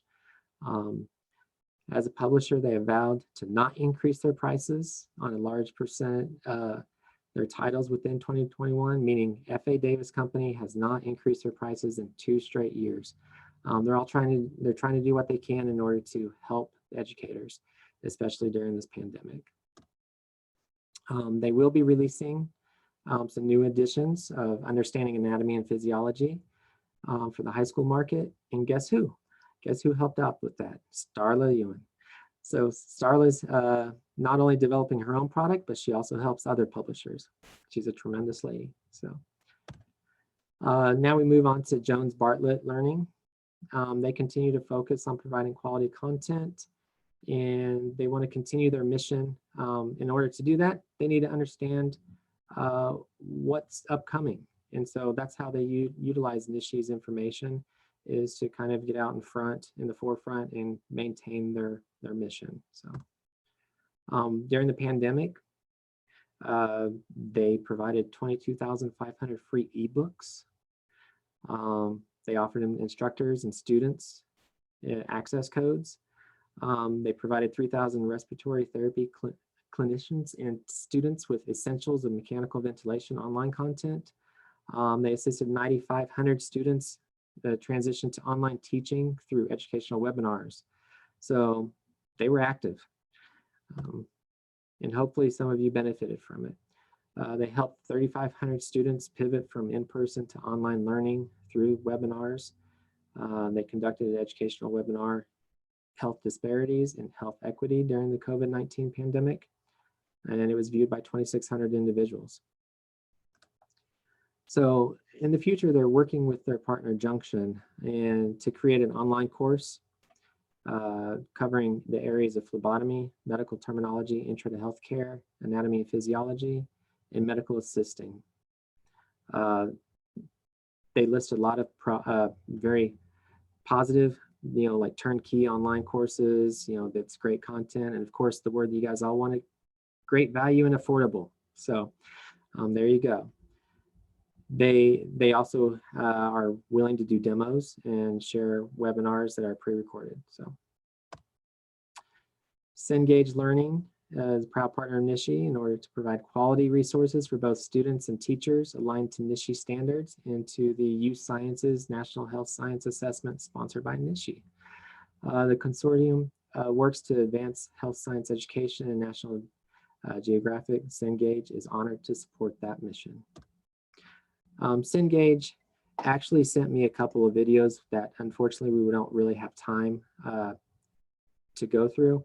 One is 5 minutes and one is 9 minutes, but I did promise that I would share those.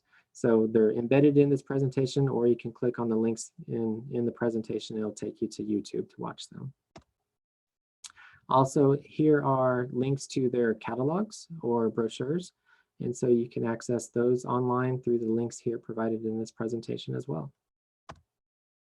The Dean Bond Total Retention System, they were lucky to transform their 350 DVDs of their medical terminology into an online interactive course by the fall of 2020. And then they also included that NISHE members can purchase this course for $30 per learner. And there's contact information. Goodhart Wilcox is the publisher, is proud to support health science instruction and education. Partnering with NISHE has allowed us to better serve the health science community, identifying and addressing the needs of educators and students alike. They've supplied more than 250,000 free access codes to their textbook programs during the pandemic. They also created a number of recorded webinars and remote learning packets, which you can see through those links.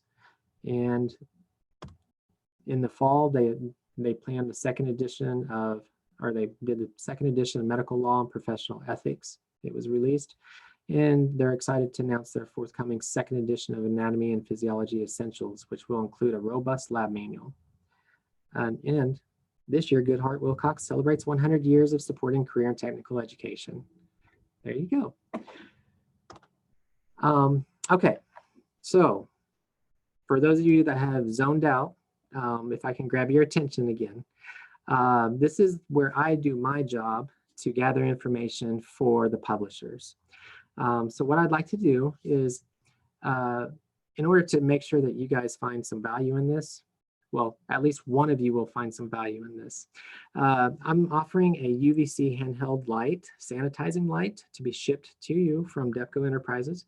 And all I'm asking from you is for you to send me an email stating 2 companies that you would like to see become members of NISHE, because your state educators use the products and the companies would align well with NISHE's mission, and a minimum of 2 areas of greatest needs for resources to support health science education programs in your state. So if you would take the time today, tonight, right now, that'd be great. Just send me an email at nwells, NWELLS @DEPCOLLC.com. And we will conduct a raffle tomorrow morning here at DEPCO, and I will inform Nancy of the winner of that raffle. And really what I'm looking for here, as far as the companies, is anyone that, you know, we're looking at growing NISHE, and with growth, we're hopefully getting support so that we can have additional manufacturers, additional publishers come on board to support NISHE's mission. But also, maybe it's someone in your territory that you're familiar with, but in another territory, another state, they're not familiar with it. So this is a way to get them involved, okay? And Nancy did post my email address in the chat window. Thank you, Nancy. And with that, I just want to say thank you for your attention, your input, and of course, your continued support of NISHE and education. Peggy, I hope I didn't disappoint you too much.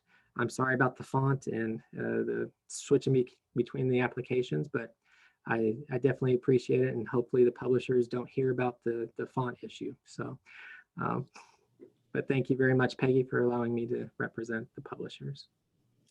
Thank you, Nicholas. We appreciate you bringing all this information to us, and we are never disappointed hearing from you.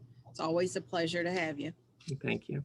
And So especially, Nick, are we gonna, I'm sorry, we can get your PowerPoint too, because all those new products and stuff you listed, I want to make sure that I get those down to send off to my peeps. Of course, I'm going to email, or I'm going to send it up to Nancy, and then, is that okay, Nancy? Okay.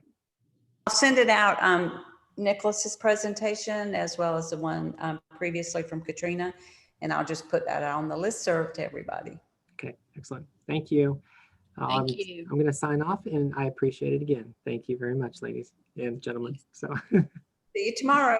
All right. All right, we're going to take about a 15-minute break. Dana Stringer from Alabama is going to come back and talk to us about HOSA. I know several of you are also your state HOSA chair, And so she's going to give us update on that, and also some comments about the virtual conference. So take about 15 minutes and we'll start back at 3:15.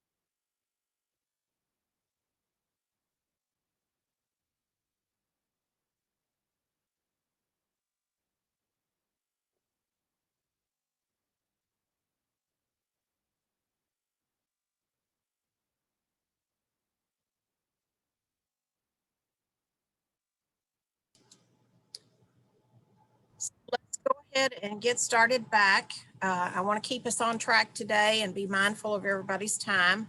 And also because I want to get to my jazzercise class tonight. But Dana Stringer from Alabama, who's also the HOSA chair, is going to fill us in on all the updates and the virtual conference information. All right. Well, first of all, I am very honored to be here representing HOSA. I am the current chair of the HOSA Inc. Board of Directors, and I appreciate you asking me to be here and to speak on their behalf. We certainly value the partnership with the consortium, and I feel like HOSA and the consortium work in tandem to help create the future healthcare pipeline. HOSA, I always, as a classroom teacher, considered it just another tool in the toolbox for helping to provide students with those more intrinsic skills of leadership and more specific career skills. And so that works hand in hand with what the consortium provides to the teachers. And so I have always loved that partnership and am very appreciative to be able to be a part of it. HOSA has been around for over 40 years now. And so they have a lot of things that were different this last year than has been in the last 40 plus. So what you have on your screen, hopefully what you are seeing is my screen. And it is one of the documents that was provided to you by Peggy by email right after our meeting started. So you have this document that I'm going to scroll through, and you have the virtual conference packet. And anything you need to know about hosting a virtual conference is in that packet. It is one of the most thorough things I have seen, but I am jumping ahead of myself. I will wait till we get there. Well, let me get my scrolling right. I want to go over some 2020 highlights first that HOSA has helped me put together to make sure that I did not miss any of the more important aspects of what went on this last year, because a lot of times we have spent this last year focusing on COVID, and other things, believe it or not, have happened. So over the last 36 years, HOSA has had membership increases in all divisions except post-secondary collegiate. So 36 consecutive years. We are a little concerned about this year. I am concerned that this year is not going to see an increase because we have had teachers that are overwhelmed and school systems that are choosing not to offer it and integrate it into curriculum, when in my opinion, it is just one of the most valuable tools they could use during this time and could certainly be offered virtually. HOSA has really focused on diversity. And so the diversity of the membership has increased from 3% to over 54% since 1985, and an increase in male participants from 3 to 18%. Members have expanded career interest from private health, which was the primary goal and request of students in the early 80s, to public health and global health. Our students now are really looking outside of what's right in their local area. We have some new partnerships. There is a partnership with the American Academy of Family Physicians and with the Association of American Medical Colleges. There is a real possibility that a new competitive event is going to come out of these partnerships, but I'm not at liberty to give a lot of description to that because it is in the beginning stages, but I do think that is going to be a really fun partnership for our students. We have added 3 leaders into the HOSA 100, Captain Thomas Pryor from U.S. Public Health, Tina Lear from the National Education Progression in Nursing, and Tori Fields with Votive Health. So HOSA is always continuing to look for partnerships that enhance, and that is also one of the ways that they work in tandem with the consortium. Always looking for partnerships that help the members. They have worked with the Uniformed Services University to develop the FAST program. And if you have participated in the International Leadership Conferences, you know phase 1 and phase 2 have already been completed and was a very well attended portion of the leadership conference. And phase 3, the final phase, is in process. And so we're really excited about that. I don't know if the American Red Cross, Nick, might be somebody that needs to come on with the consortium. As far as membership, hey, do not take that idea from me. I want the prize. I said it out of turn. I talked too soon. And if somebody else sends it in, Nick will tell me. But I digress. Okay, with our membership from last school year, even with COVID raising its ugly head last year, we still had a 3.2% increase in membership, which was really exciting.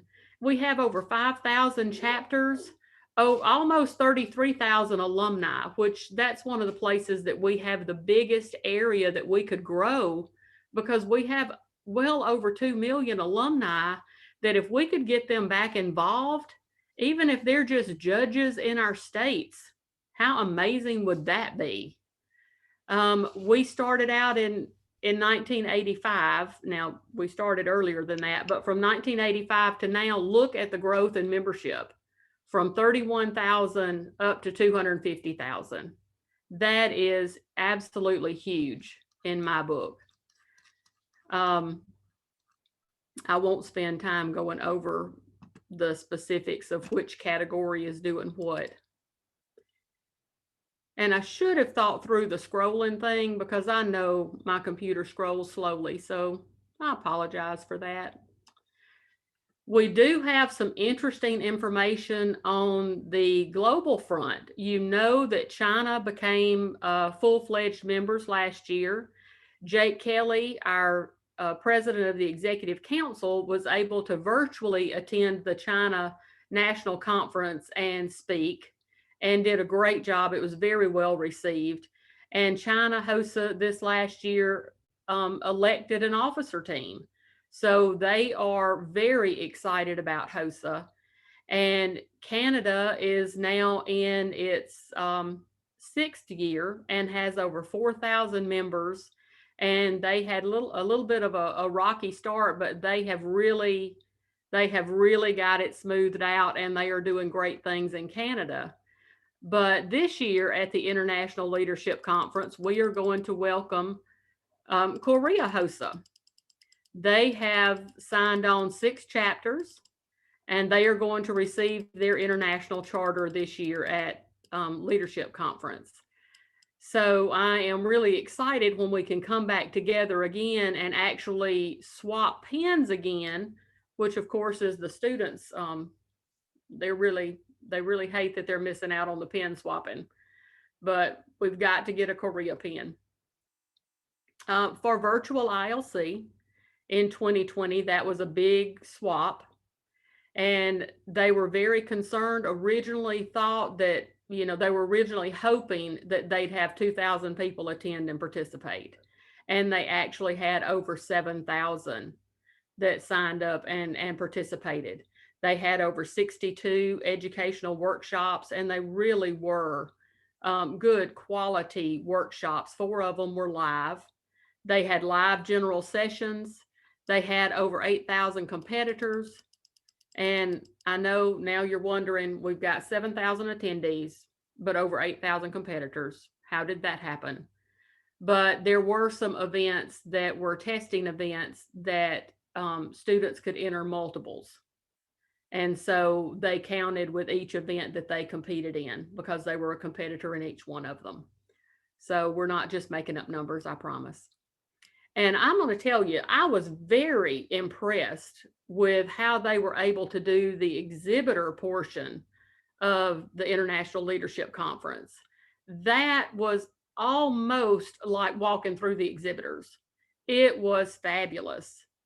And I know they are already looking at all options we're still hoping that we are going to be on site.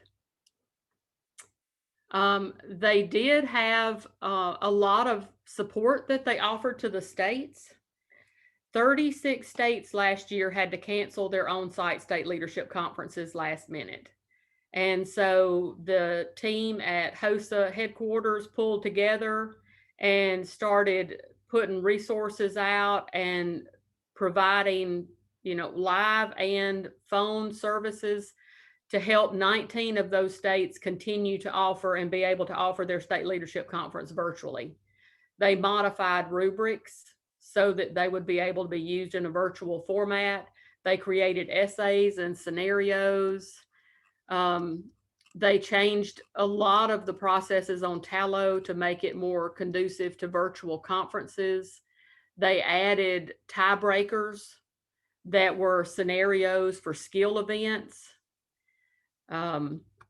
They also did new personal care and life support skills testing and essay scenarios so that states could still offer the special needs events. They changed how, and I'm just amazed at their ability to change how HOSA Bowl was offered and biomedical debate so that the students did not lose those competitive events. They were still able to do it.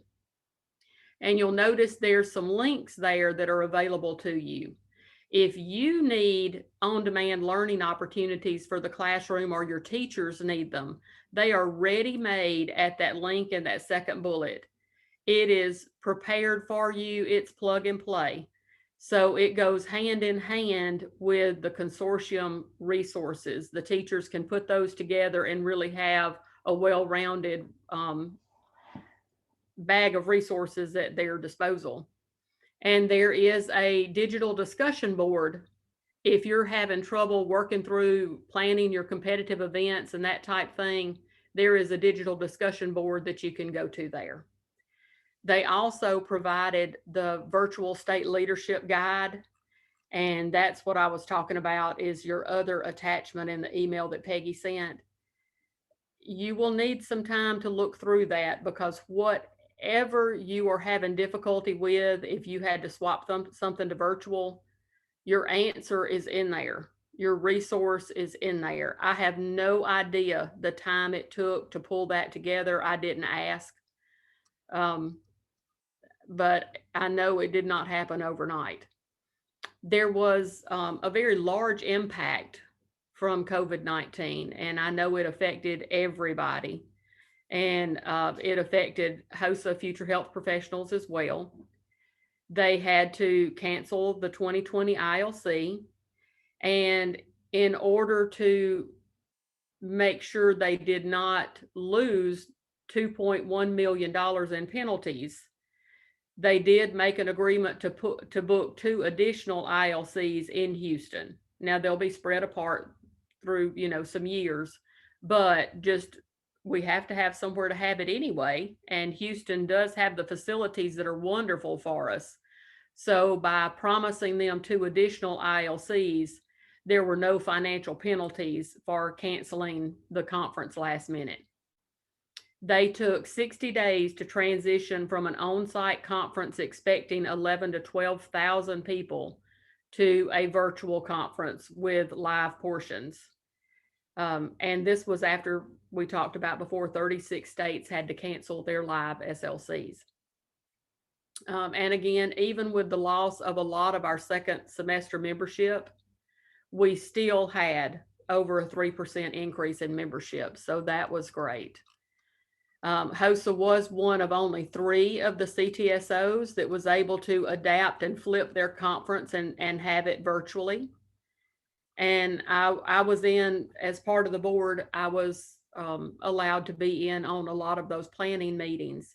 And it was a great deal of work, but the commitment to continue to provide this for our students when it would have been easier to just cancel it, I was just really impressed with that commitment, that we just did not want students losing anything else. And whatever work had to be done to make sure that the students were able to have this opportunity, they were digging in and ready to do that work.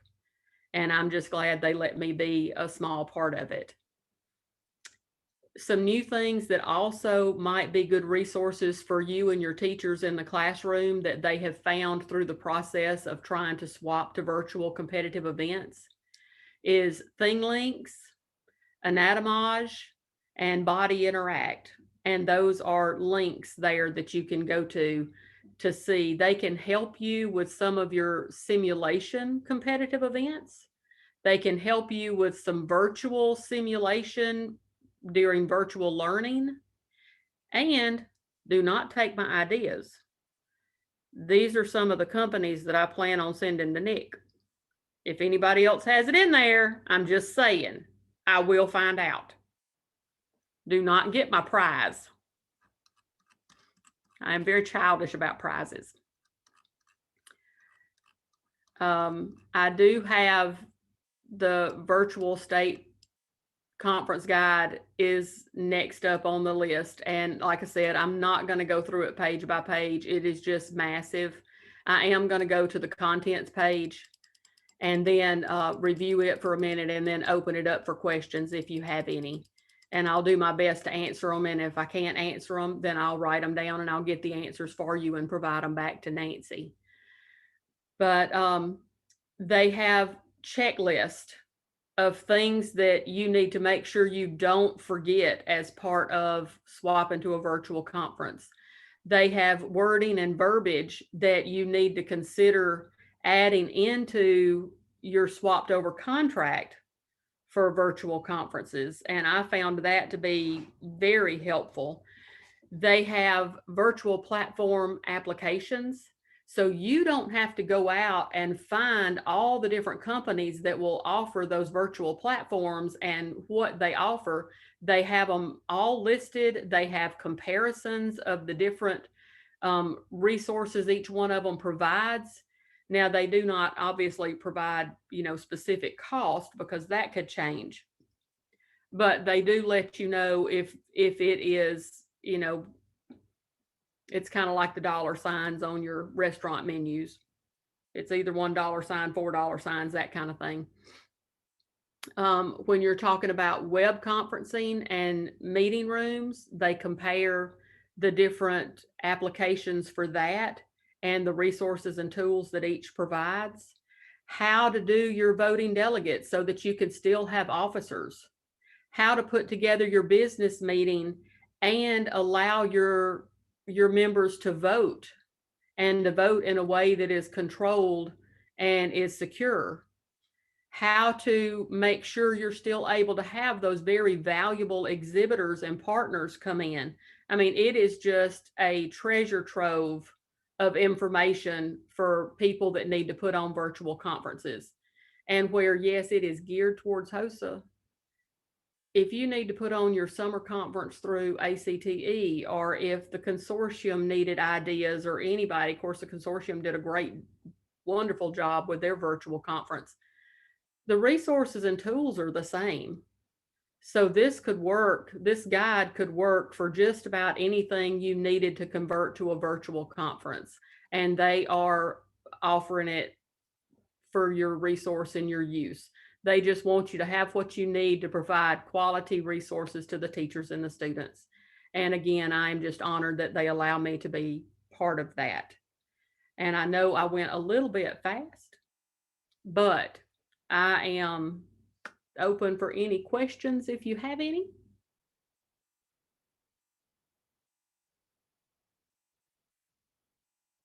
Was I that good?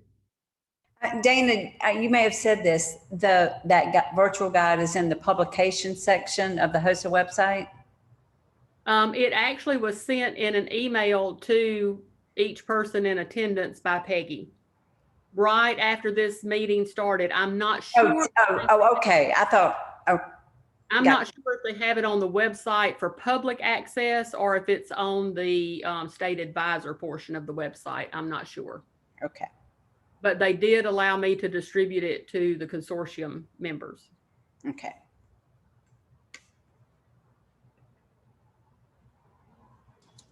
Oh, well, somebody's getting to jazzercise today.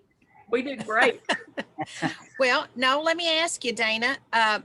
So what did states, you said 36 of them cancel the conference.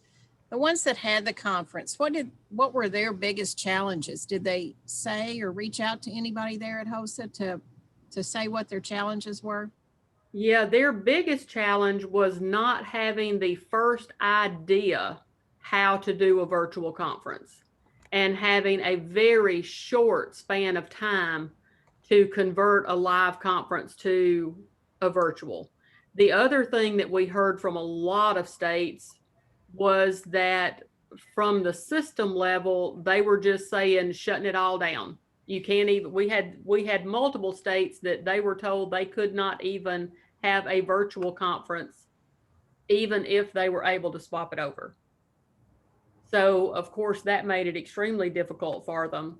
But from what we heard, excuse me, it's not the Rona.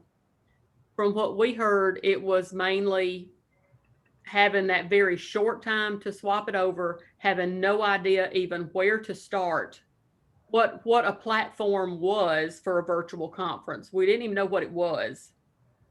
And then getting the buy-in at the system and state level.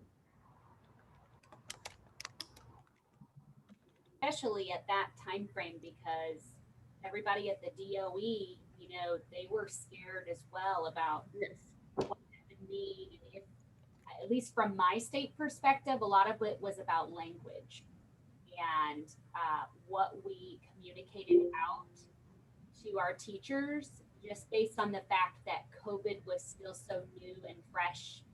I had to send everything through a multitude of individuals before I was allowed to even send a message to my instructors, honestly, about my whole job, but especially about HOSA, because we had a state, basically our state closed 10 days prior to my conference, my face-to-face. So another big challenge for those of you who don't work directly with HOSA, I thought, was primarily all of the contracts that people had, and then attempt to get out of contracts. I was lucky. I was not in a whole bunch of contracts, but I do know I had several colleagues here who oversee other CTSOs that were stuck in a multitude of contracts.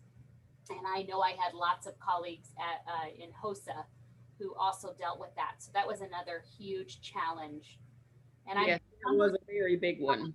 Can't tell us this, but I'm assuming that there might be some contract issues maybe this year with Disney, knowing it was going to be our last time visiting Disney. But is there an ETA? You don't have to give any details on that because I'm sure you can't, but is there an ETA of when our states might hear if HOSA ILC will transition to either a virtual or hybrid conference, or if it will continue to be face-to-face? Because I don't think I've heard anything unless I've missed it. There has been nothing official at this time. We, at every meeting, we review and look at the numbers. Are they going up? Are they going down? What are the numbers in Orange County, in Florida as a whole? I mean, we review those every single time. So I think they are still trying very hard to give the benefit of the doubt. But I mean, we all know if you're going to get out of a contract, you're going to have to start working on it. And so a decision will have to be made soon. Now, when they announce it, I figure surely within the next month, we're going to have to know. We're going to have to know to start planning for our students. Now, Alabama was lucky last year in that our conference is so early. And normally that's a challenge because we're the first ones to learn that there's a glitch in the testing system.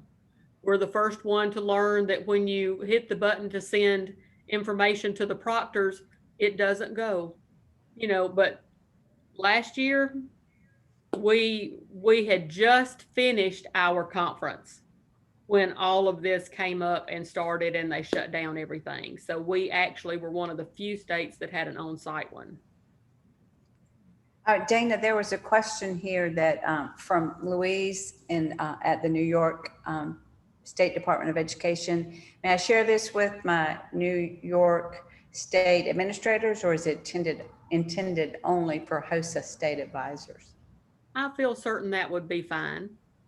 It's called Goodwill, right? Yes, I mean, I can't believe that they were allowing me to share it to the members that are attending here and not expecting it to go anywhere else.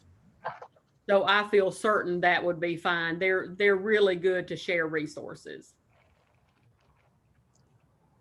The other thing, just because I'm reading a couple of the comments in here as well, for those states that are still on a travel freeze and might still be this summer, because I know there was talk at one point that I heard about, you know, like a hybrid approach regardless, maybe for the ILC. Was there any talk on that you can share, or is that still information that? Well, that's another thing that is talk at every single meeting.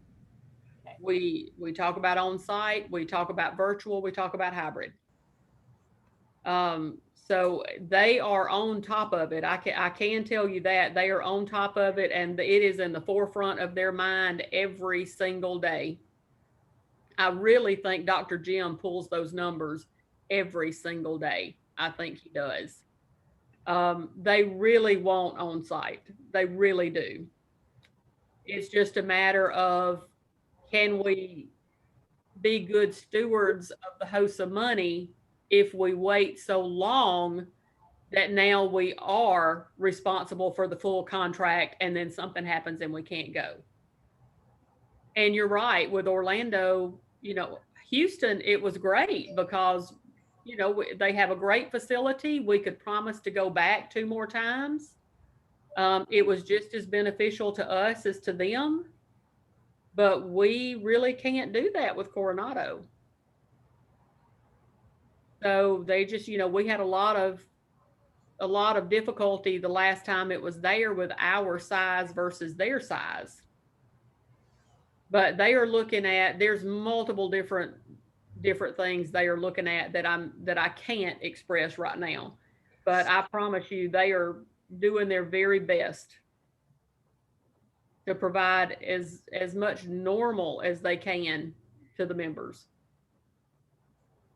I just know, you know, as a state advisor, I can probably speak for the platform of state advisors, and you can carry this message back. Not that I wouldn't tell Jim and Karen myself, but for those who might be new to the role, is just that as we approach our own state conferences, clearly those are questions we'll be getting bombarded with from, you know, our local chapter advisors. So that's why it's so important, you know, that we are able to give an answer, because at this point, we would have been already reviewing hotel information on the website, and people would have been fighting over where they were staying. So ordering state pens, or, you know, ordering supplies and the light ups, and yes, you know, now Alabama ordered state pens, but we ordered a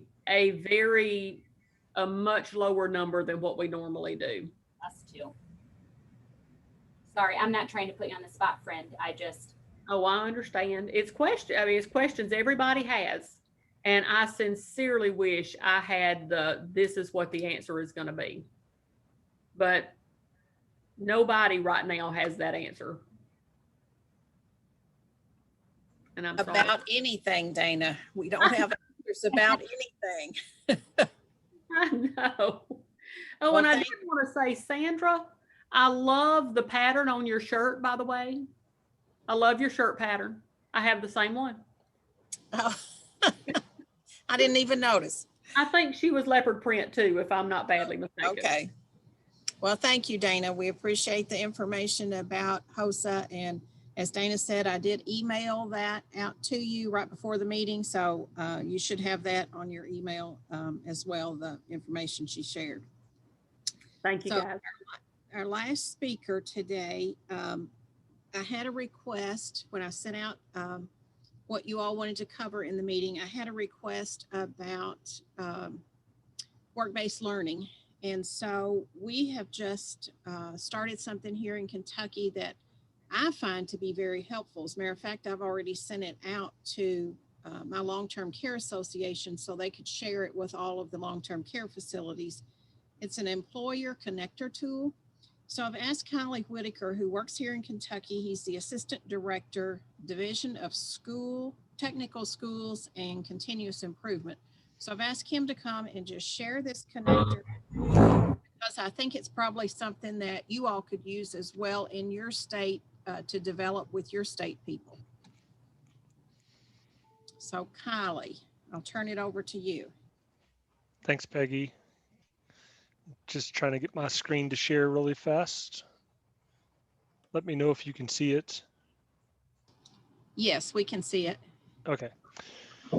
So thanks, Peggy, for asking me to be here. I really appreciate it. We're trying to get the word out about this to everyone in our own state and across the nation. We've gotten a lot of really good feedback on it so far from SREB and Advanced CTE and a few other organizations. So on our KY Stats webpage, and I can put the link in here after I get done talking, but it's kystats.ky.gov. Under reports, we have what's called the Career and Technical Education Employer Connector tool. This is a tool that was requested by our business and education partners. What they wanted was a tool where they could search nearby programs to try to find students that could possibly join into their pipeline, come and do co-op with them, that they could possibly hire after high school, etc. But they wanted to really be able to hone in on exactly what it was that they were looking for. So I'm going to run a few examples for you here in a second, but I would like to start by just describing the tool overall. Basically, you have a map of Kentucky here, and you can hone in on a specific area of Kentucky by using a zip code or by selecting a county or a specific area of the state over here. What you have is the option to look at data from 3 different angles. One is how many students are currently taking CTE classes in that program area. One is how many CTE students in that program are eligible to do co-op. And one is how many 12th grade students are already at the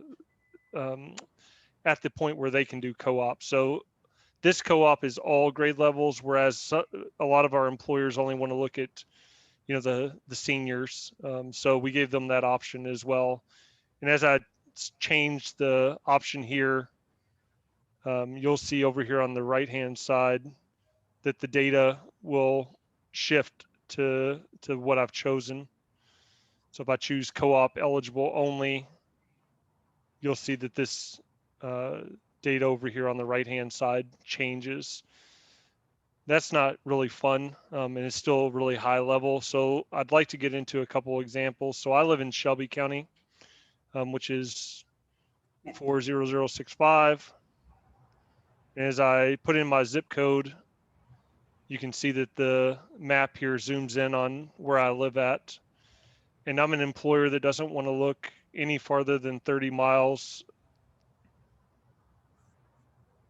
away from where I'm at. So as I put in my maximum distance away from me, you can see that the map readjusts here as well.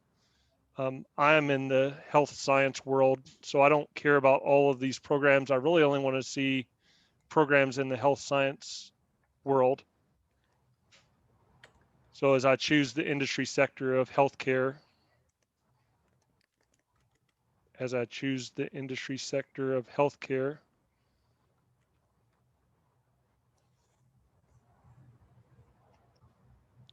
I apologize. It looks like my internet is kicking out on me, Peggy. I apologize. I'll get right back in there and do this exact same example.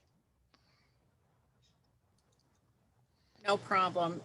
Kylie, I live in Shelby County too, and my internet has been so bad the last few days. That's why I came to the office today.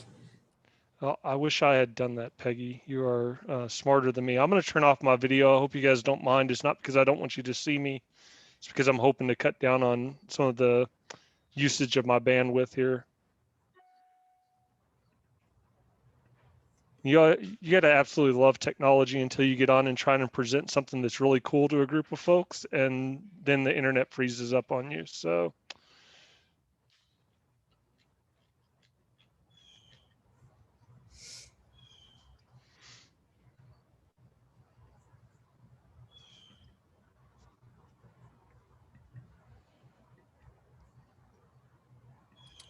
So I'll just put in here, we had a question in the chat, what is co-op? And I did answer in the chat, but we do a lot of that here in Kentucky. Work-based learning, they leave school, they work with an industry partner and get paid for part of the day. So for instance, if they've had their nurse aid course and are certified, then they might, if they have all of their credits, they might do their math and English in the morning and then leave school and work at a long-term care facility for the rest of the day. Thank you, Peggy. And in Kentucky, you're only co-op eligible if you've completed 75% of the pathway. And in nursing, you really need to complete even more of that before you start to co-op, like Peggy just said. So I've got the system back up and running here. So I've narrowed it down to healthcare only. So within my 30-mile range, I can see all the different programs and how many students meet the criteria. So these are 12th graders who are eligible to co-op. So right here in my own neighborhood, I have the Shelby County ATC with 52 students that are eligible. And I have Martha Lane Collins that has 40 students that are eligible. But that's healthcare and social assistance completely. I'm really only interested in health science, as I said. So I'm going to zoom in even further on just health science.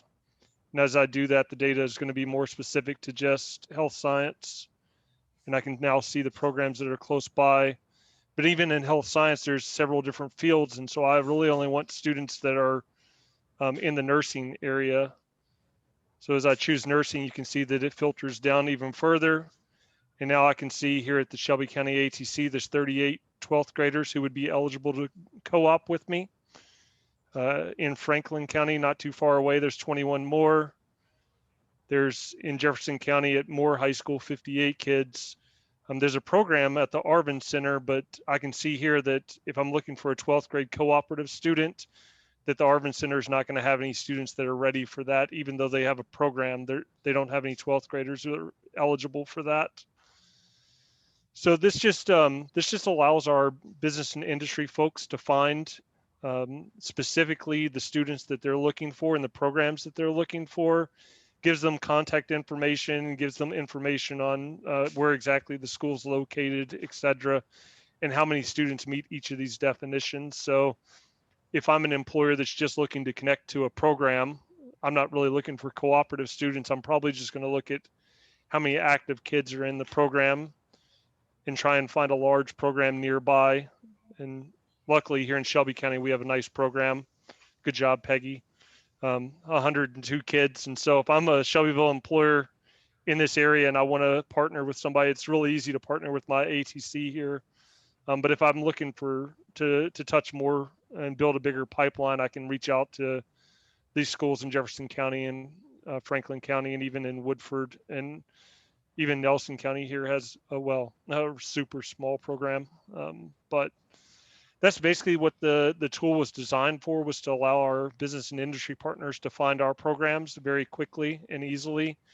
If you don't mind, Peggy, I'm going to go a step farther on this really fast.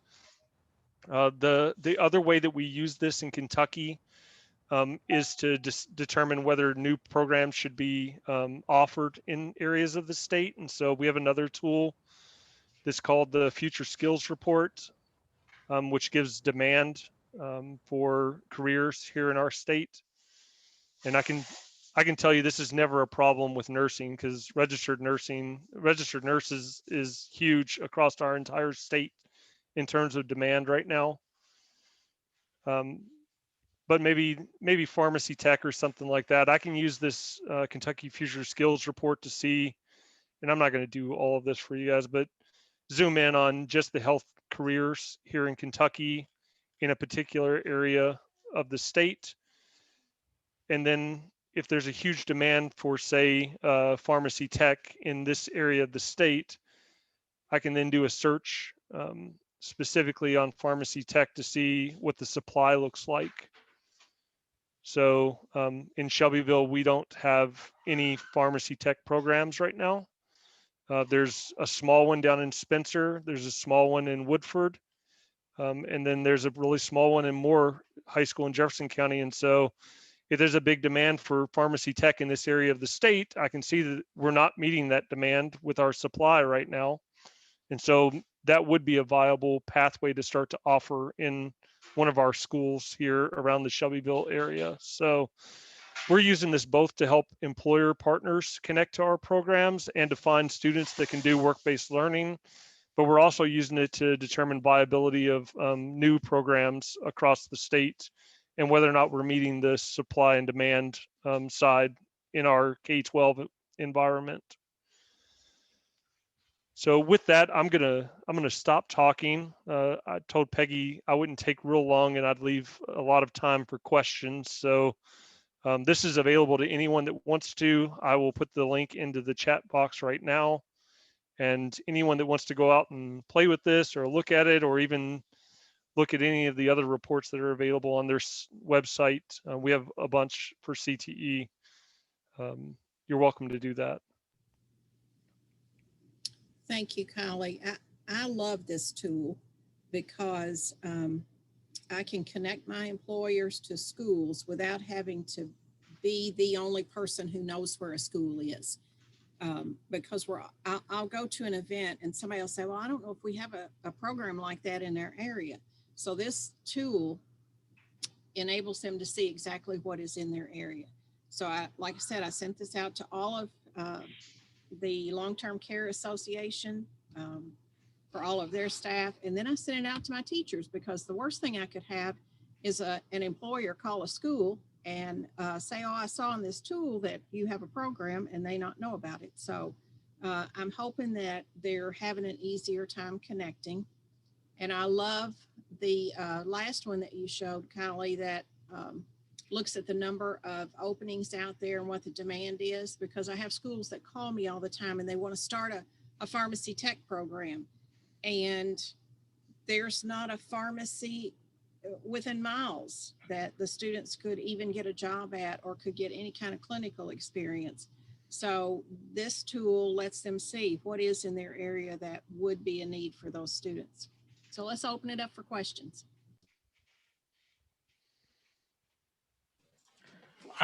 This is Aiden from Arizona. I think this is one of those tools that, like Peggy mentioned, is it would be crucial to involve more industry and more industry folks, because like Peggy says, I get phone calls from our business and industry folks looking to partner with local programs. And again, me being the resource of trying to point them in the right direction and knowing where the schools are, having someone else or another way of finding that information, I think is going to be really important for our schools to be able to find those business and industry partners. Because for every one phone call that I get, I'm guessing there's a few more folks that didn't even wouldn't reach out over the phone and would likely follow up with this information if it was available in another manner.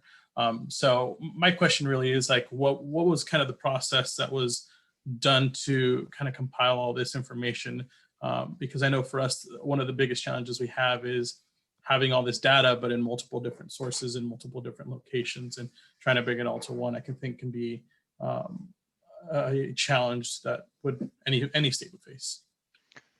Yeah, that's a question I get a whole lot from people, and I have to apologize first and tell you that I am super lucky here in Kentucky. We have a central data system for all CTE data, and then we have a state longitudinal data management system with our Kentucky Center for Statistics that combines all of our data with everyone else's data. And so the data collection part is actually pretty easy for us because we have a required system that they have to put the data in and required dates they have to have the data in for us. And then we just share that data with our partner who puts it into this Tableau system. So one of the questions in the chat box to go along with your question, Aiden, was that how's it kept current? So schools are required to turn in data to us twice a year, once for the fall semester and once for the spring semester. And we update the system by providing that data to the Kentucky Center for Statistics twice a year, and they update the system twice a year with the data. So every year it'll be updated twice. It'll stay current as the data is. So first semester data is due November 15th. And so it'll still have last year's data in it until November 15th every year, and then we'll roll it over to the current year data. It was paid for out of Perkins Leadership Funding. I built the very first system through a Google form, and it worked, but it was really slow and clunky, and it used spreadsheets and stuff. So I paid KY Stats to put it into a Tableau system so that it would be really user-friendly and very nice for everyone on the other end to use, and very simple for everyone else to use without having to scroll through spreadsheets. So Perkins Leadership Funding paid for it.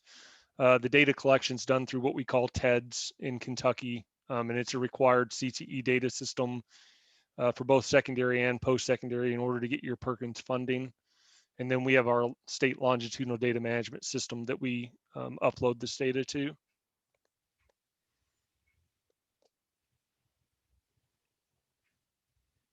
So I know a lot of states don't have those required data systems. And so Aiden, I'm not sure if you're in that position in Arizona, but we do. Luckily, we have a CTE data portal that was created by us, and we are able to manage it and do some changes there. But I know currently our Department of Education was trying to crosswalk the student information system, the state-based one, with our CTE data portal, and we've had some difficulties with that. So I think this is just one of the, again, extra tools that we could possibly even implement in our state.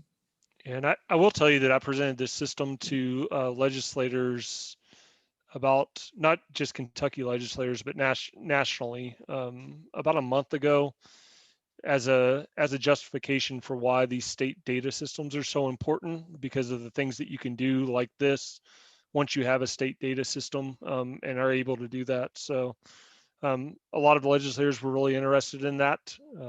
Hopefully that's going to make some traction in some of the states as well.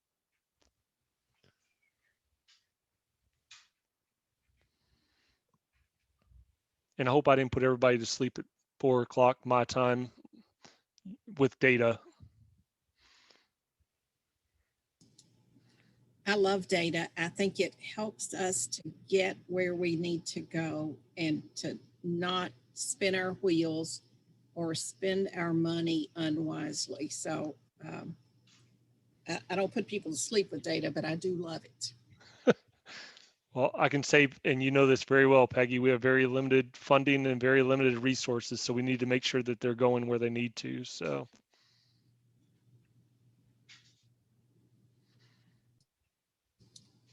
All right, any more questions for Kylie?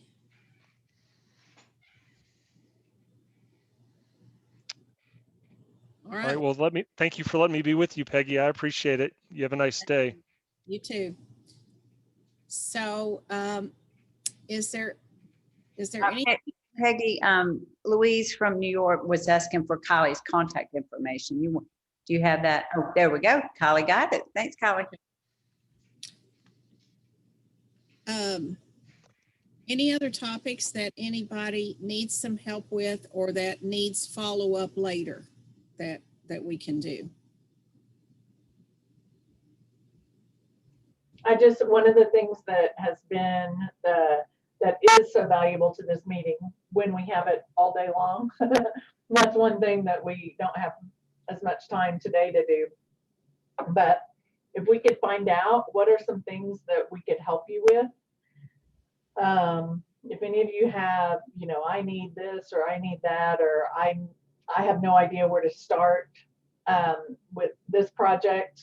If you'd, give us some ideas how maybe someone else could help. And Carol used to call it, we could make a love connection instead of sharing a cab. Maybe we could share ideas and anyway, offline where we don't have to necessarily take everyone's time, but anyway. Okay. Nancy said, email Peggy your needs. Yes, that's a good idea. Send me anything that came to mind during this meeting that we can help you with, or that you just maybe need some more information about. And I think everybody has my contact information from the emails that I've sent you. So be sure and reach out if there's anything that we can do to help. So I thought about this, this has always been an annual meeting, and we haven't always gotten to have as many people join us as we've had today, which has been outstanding. And so I know the consortium would be willing to help, or get the messaging out, or help you coordinate, but maybe throughout the year, one or two meetings throughout the year, that would be maybe an hour, just to have everybody together, and just to have the group a little more connected than the listserv and the one meeting a year. Nothing cumbersome on you, but just a networking meeting, perhaps at least one other time throughout the year.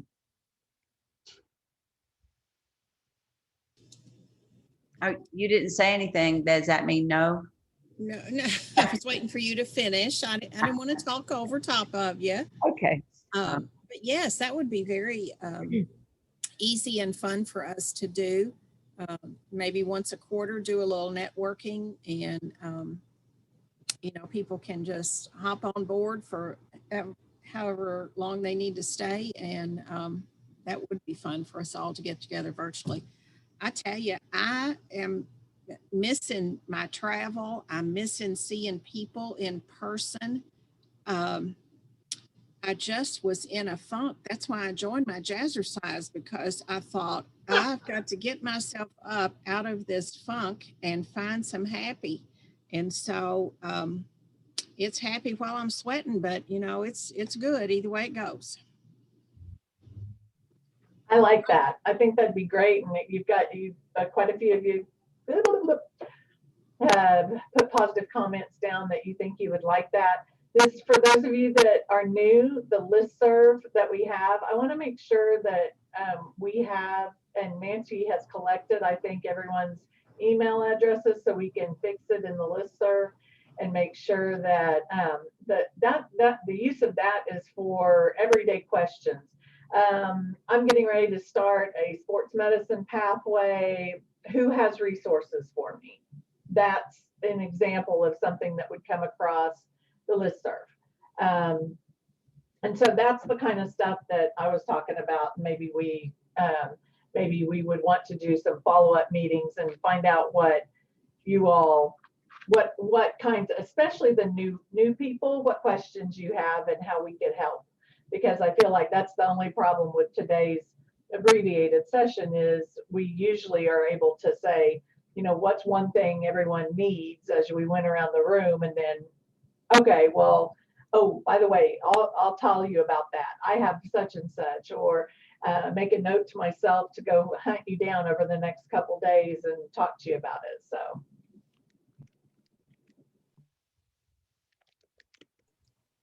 All right, well, we're finishing up a few minutes early. Does anybody have anything else for the good of the group? Nancy, last thoughts? No, I did get, during the break, not during anybody's presentation, but I did send out the information about the annual meeting to those of you who said that you might be able to drop in or be with us on Wednesday and Thursday afternoon. So you should have that. And then I know some of you were interested in hearing more about the consortium, so I'll reach out to you individually. But great job, Peggy. You did outstanding. And the reach is amazing. And I just love seeing people from states that we haven't heard from in a long, long time. And so this has been a really good afternoon. Thank you. Well, thank you all, and you all have a good evening.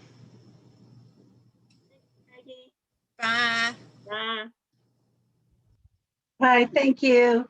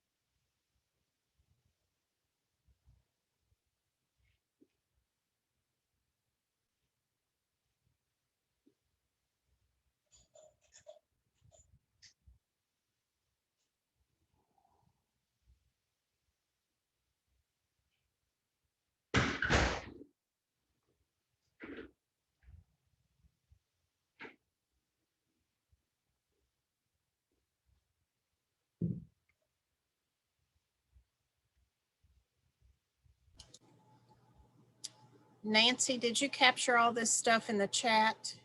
Yes, actually, hold on, am I muted? I don't think I am. Can you hear me? No, you're not. I can hear you. Okay, yeah. I actually will get a chat file. Okay. Okay, I'll get that. I'll share it with you too, just in case you want to go through it. I did record. Hold on just a second here. Yeah, you're still recording. Yep, okay. Yep, I'm gonna stop record. Okay. See, how do I stop record? Oh, here we go. Stop recording.